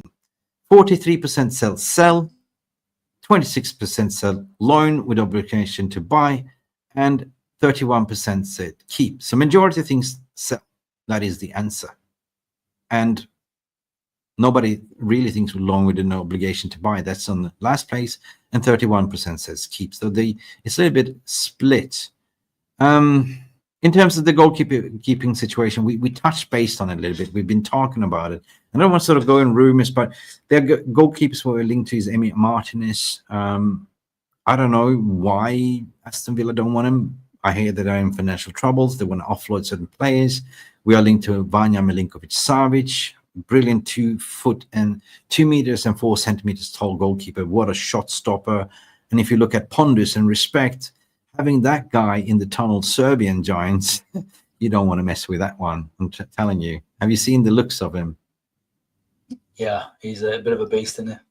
Yeah. We also have Lemons, the next up-and-coming goalkeeper that plays in Eredivisie. You know Lemons, right? Can't remember his full name. Let me look him up. Not familiar with him. We do have... yeah, let's have a look at Emi Martinez here. His contract expires to 2029, apparently. His value is 20 million. 195 tall. You know, World Cup winner. Why? That's the question why. He's age 32. So, yeah. And Jarvis made a point, like, you know, United looking, there's no resale value. But goalkeepers, in my opinion, you don't sign goalkeepers that often, and goalkeepers tend to play to the 40. You know, so there is definitely value in the market to go for Martinez. Yeah, I think at the end of the day, if you do get someone of his age, you're going to get him through to the end of his career. But I just feel that that's a lot of money for someone. I know he's Premier League proven. I know he's confident. I just don't know if he's the right person. I mean, don't get me wrong, massive improvements on Onana, not denying that. But you just question why Aston Villa, who've had such a good season, are allowing him to go when he's still got 4 years left on his contract. So, you know, you have to question that. What is the reason? What's the reason that a Premier League team are willing to let him go to another Premier League side when there's all this time left on his contract that you just mentioned, and for 20 million? So it just doesn't make sense to me, really. But is he the answer, though, in terms of shot stopping, in terms of ball distribution? Is a better Bozo than Onana? Definitely. He's Good an shot answer. stopper. He's an answer, yeah. Yeah. I've never, because I've been focusing that much on forward players. I've not really done much analysis on his ball distribution and his passing success rate and things like that. That will be interesting to compare the likes of him to, say, Edison or City or someone like that. You know, someone who's known for the footwork and shot stoppers. So if you compare the two, that will give you a better idea on how he is as a goalkeeper. Yeah, we can look at this season. Let's see what happened. We can look at this season. I have gremlins in my web browser. We can look at this season, 24-25. Number of appearances in 37 in the Premier League, 5 yellow cards, goals conceded, 45 goals, 9 clean sheets, and 1 red card. That was the one where he pulled down Rasmus Hojlund. 90% starting accuracy in the starting 11, so he played 97%, 93% completed minutes, and 50% penalty saved. That's kind of a simple stat. So if you concede 45 goals in Aston Villa, it's not bad.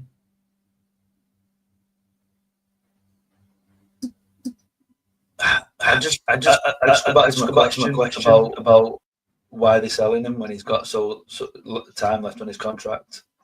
Financial troubles. To another Premier League team. Financial troubles, I would say. But if you've got a good goalkeeper, why would you let him go? Financial troubles. They were also looking at Juan Garcia, the sign for Barcelona, which leaves us that Ter Stegen will be available as well. I'm just going to pull up stats current season for Andro Onana. This is going to be interesting, guys. Ter Stegen's like about 20 million, I've heard, something like that. Who is Chelsea just bought as a second goalkeeper for 5 million? I can't think who it was. Andro Onana's value is 25 million currently. But show his stats. I'm on transfer market at the moment, so this is going to be very interesting. I haven't really dived much into it. Why are you not showing me the stats, mate? Crikey. Can you pull up the stats on Onana potentially this season? I will do, yeah. Transfer marked before was kept crashing on me, so I'll go to data MB. Give us a minute.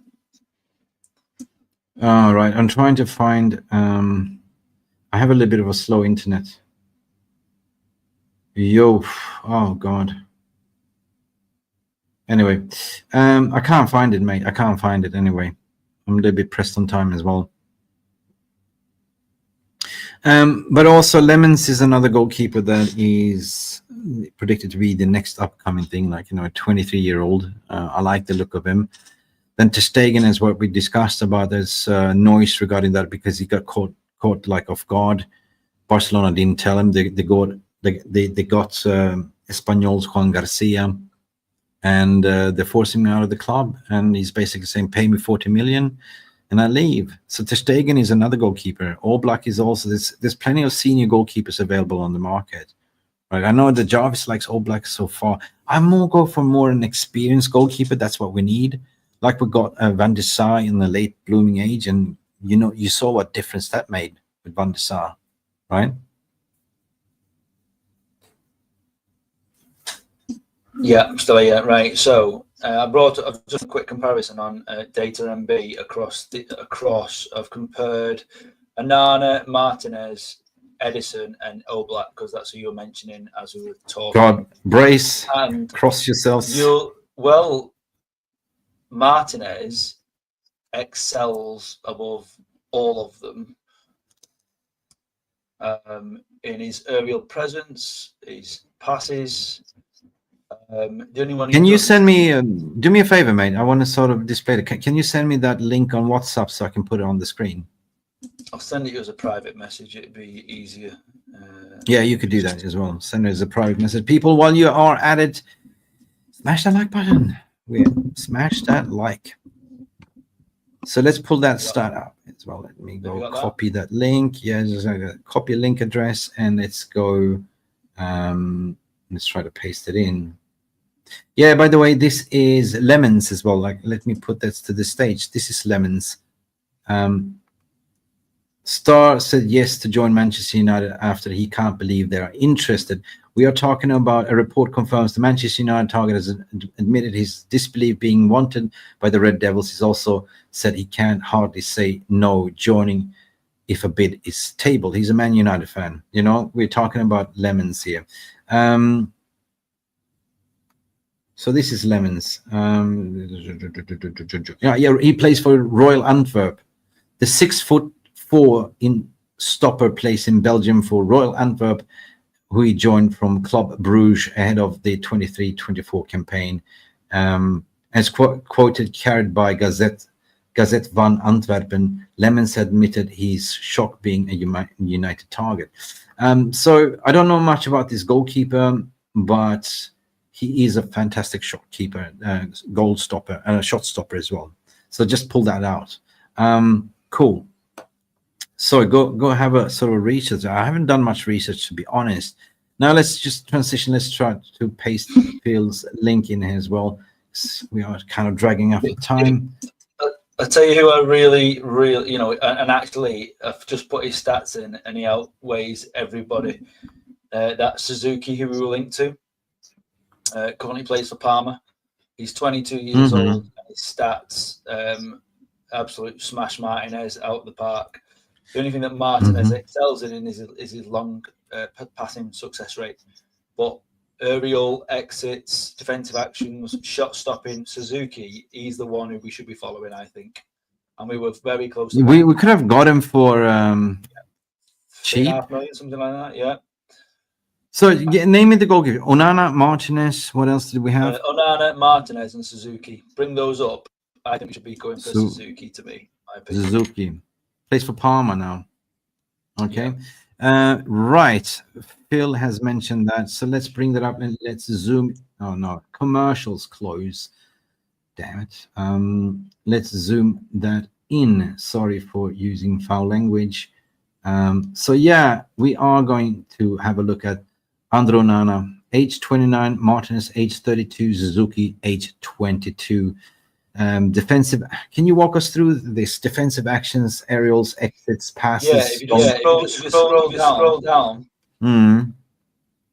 There you go. Okay. So who is who? Green. Onana is blue. Onana is blue. Okay. So you can who's the better keeper? He excels in all those areas, except for the long percentage pass, which is from Martinez. The only thing which we spoke about at the show is Onana has got a short percentage success rate. Cool. And everything else is behind him. So the green one. Suzuki, yeah. Oh wow, Suzuki is the better player. He's the one I want. Yeah. Right. Anyway, people, thank you.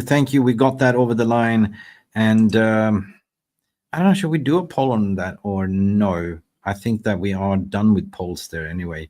1,600 watching, 108 likes. Imagine if every 1,600 watching on YouTube only could smash the like button. What a video that would have been. We can only dream, Phil. We can only pray and beg. You know, it's down to you, people. Cunha had a dream. Based on what you've seen, should we just do a poll on that? Yeah, let's do that. Let's create a poll. Goalkeeper, right? Yeah, Suzuki for me. What goalkeeper would you replace Onana with? Okay, so we have Emi Martinez. Emi Martinez. Emi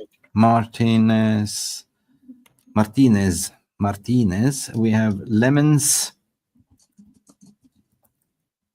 We have, who else do we have? We had Suzuki, Honda. And who else? That's about it, right? Anyone else? Just to add on, Ter Stegen, Diego Costa. Can do, yeah. Diego Costa. Yeah. Oh, I just put Costa, right? Everyone knows who Costa is, right? Costa.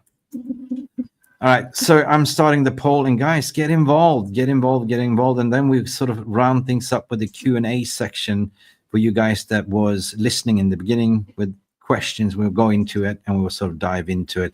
Let's just go into the Q&A section, Phil, shall we, before we round things up? Let's see what the chat is saying. Yeah, anyway, let's just dive into your Q&As, by the way. Just going to go into the star questions. Where am I? Where's my chat? Seriously? Yes, starred. Are you ready, Phil? Yep. Yes, let's start with this one from SK earlier. Juan Carlos Ramos loan with an option to buy for 50 million. Yes, no. That's not a goalkeeper, but that is a striker, PSG. Yeah. I've not seen enough of him recently. It just makes you question when. I know we were linked to him previously before he went to PSG. I've not seen enough of him to comment on him, but I think when you think 50 million for someone like that whose statistics are much lower than what we've seen with the likes of Gyokeres and even Osimhen, I just think you just don't. That's not your option that you end up going for. Yeah, but potentially a player that's not getting minute at PSG has something to prove if it comes to United, right? On a loan. Yeah, but for 50 million? Not 50, but a loan. I mean, if we can't get someone over the line, then you take something like that with a loan with an option to buy, don't you? Obligation, option, yeah, and an option, yeah. He's only young. He's only young. So he's Portuguese. Portuguese, isn't he?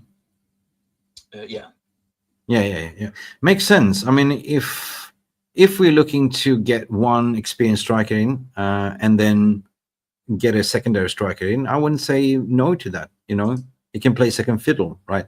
Hooli is saying here, we have Stephen Julian. Hooli is saying, do the players take a pay cut for not qualifying in a Europa League competition? Yes. Per my understanding, yes. And we know that Onana wants to have a pay increase on what merits? So he's now definitely going to leave. Yes.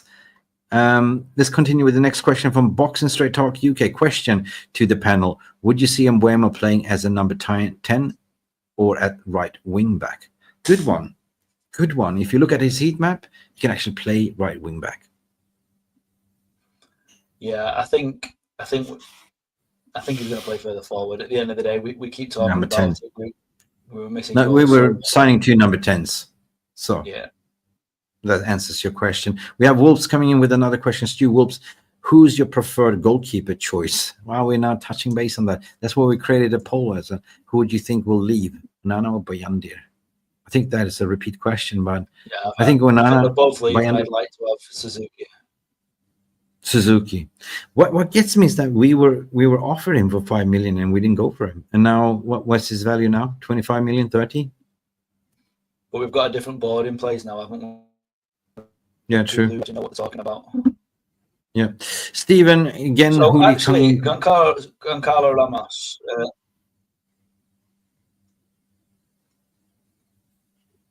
Yeah. What about Goncalo Ramos? Sorry, I went on to Transfermarkt and it killed me internet. He had 18 goals.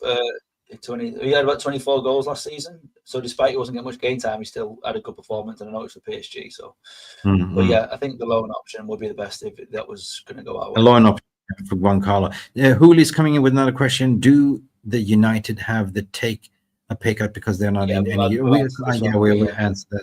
Yeah. Stephen, we have Mr. Bullock as well. Vincent, question coming in here. Question: Onana was the first ever Caribbean goalie for Man United. He shouldn't show the pathway for the future of African Caribbean goalkeepers.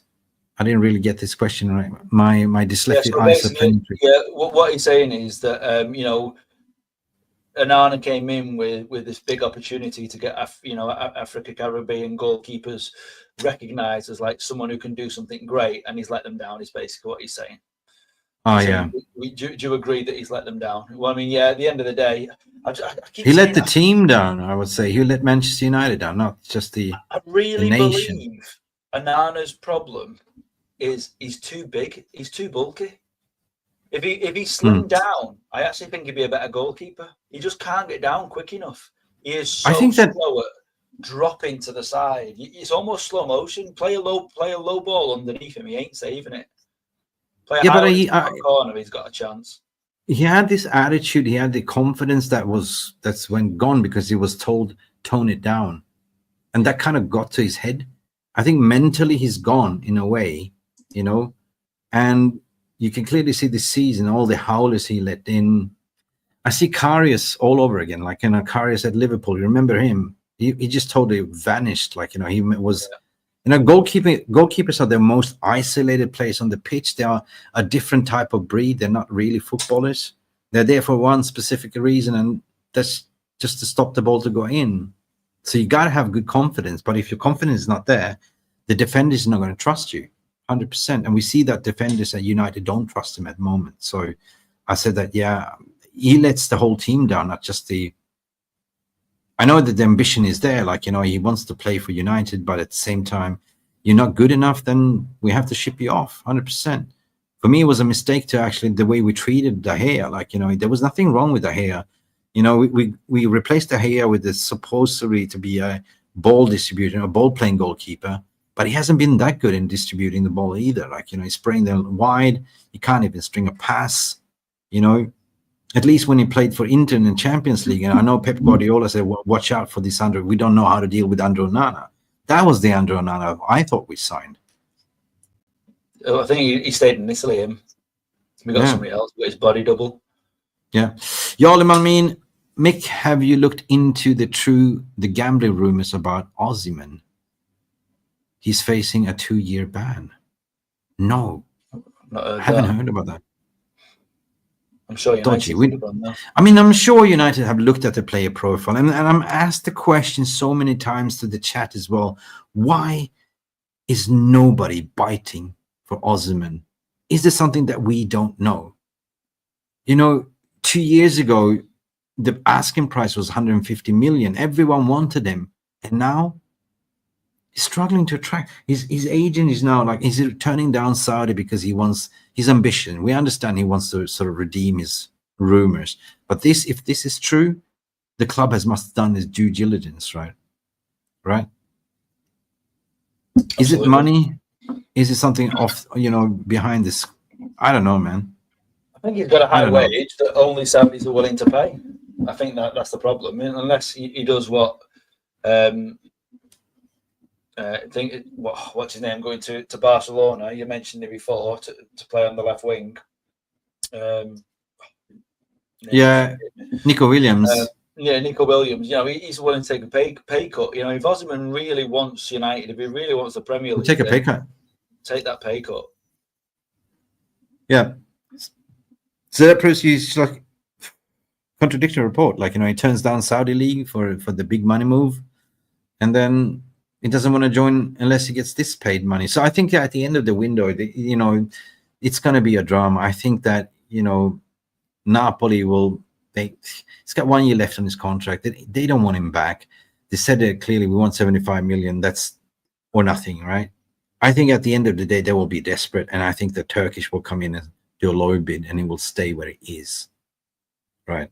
Or somebody like Chelsea probably swoop him up, because Chelsea's been linked to him as well. Chelsea, we see. Everybody, because they buy him. It's sad. It's a good footballer, right? I like him. I like him as a striker. Vincent's coming in with another question. Also, Fab is gone down in my book. Well, he said it's gone even lower down than Kevin Keegan in his comments about Man United. How do you think he turned around? He needs to respect our name. Phil? Yeah, I think at the end of the day, we mentioned it earlier, Vincent. I don't know if you caught it on the show, but we were saying that, you know, Fab has lost. At the end of the day, he's got 25 million followers, so he's not bothered about his one comment. It's forgotten. He's not. No, he ain't bothered. People will remember it, and it'll be forgotten in 2 weeks. Once the transfer window's closed, it'll be forgotten, and it'll be like, wait for Fab to break the news again. Yeah, we know that Ornstein's the one coming through, but Ornstein is the only one who did not comment on this series of events. Whether he was tucked up in bed, I do not know, but he did not comment. Even Ben James, because he didn't need to, who's the up and coming one, who's had a really good transfer window and a build up to it, sort of thing, has done really well. He still made comments on it, not as straightforward as Fab, but Fab sold his soul. As simple as that. So the difference is one is a proper. Right. The difference is between Ornstein and Romano is one is a proper journalist, right? Proper journalist. He doesn't have to tweet all the time. He saves it. He does fact checking, and when he gets all the information, that's where you have the bomber. He drops it. like a bomb. He's become the right? new Hugo. The other one is building an empire and a brand that he's protecting, right? It doesn't get, and even he steals other people's work as well, like, and just retweets that you chat GTP and whatever he says. Well, Fabrizio broke it. Well, he wasn't him that broke it. We have a brilliant example. Remember the Alfredo Padula, me and him was working the year we signed Amrabat, Hojlund, Onana. We were the first one to break it. And then Fabrizio Romano stole everything, and everyone said, well, Fabrizio Romano, here we go. And that is the example what I don't like, There's got to be room for improvement. And fan base is going to say, you're an ITK. Really? Am I an ITK? Well, everyone is an ITK in the know that works in the football industry, because that's what it is. You're in the know. You're talking to agents. You're talking to clubs. So therefore, you are an ITK, right? Question is without the swear word, according to Jamie Wayne, how the F are City getting away with signing all these players? Have the Premier League been beaten? Mick. I will answer that question, but I want to hear from Phil. I read a headline the other week saying something along the lines that City are going to get away with it. I don't know how. No. I know it's mega money. I just don't know how they're going to get away with it, but it seems like they are, and I cannot understand that. If they get away with it, the Prem is done. It's compromised, I would say. I understood that. But Everton got dot points, and somebody else came. Was it Forest got dot points as well? We're talking that they admitted what they'd done over the two, the small things, and they got lost. Everton got 10 points, and then it got reduced to 5, and that's happened twice to Everton now. So the fact that Premier League have made an example of these clubs, something has got to happen to City. But my frustration is the same as Jamie's, where you're saying, hang on, they've just made another 4 signings. When is this going to stop? Are they going to say, oh, well, they're over the line now, so you can't make anyone for the next 3 years? Well, they don't need to. So I've been following this, and I have my theory. I mean, the decision, it's going to be delayed into the fall, potentially next year. And I think that City is now just racking up players as much as possible, because they know the worst thing that could happen is a transfer ban next year. You know what I mean? Come January, then we have a transfer ban. That's why I see that they are now spending heavy, like, bringing in all these players and giving Hojlund an 8-year contract just to safeguard their assets, right? Yeah. They don't even know if they're going to lose. If they lose, how much points deduction is going to be. But therefore, you sort of rack up and you sign up all these players. They're assets at the end of the day. Even if you get relegated, you can still sell these assets and survive. So we'll wait and see. But I don't believe that it's a battle between them. Of course, City are very rich. It's going to be an outburst if they get away with the slap on their hands. So if they win, it's the end of the Premier League, in my opinion.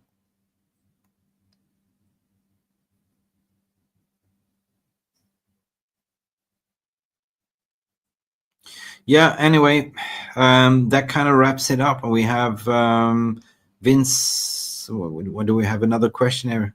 Yeah, that was it. We have final question here from Vincent as well. I starred one. If you came in late with questions, I can't read them all, Phil. A question, Mick and Philly, did you see the video of agency staff struggling to get people into Soccer Aid? None of them was at the gates as usual. Didn't know where the seats. What do you think? Phil, that's for you. I haven't watched the Soccer Aid.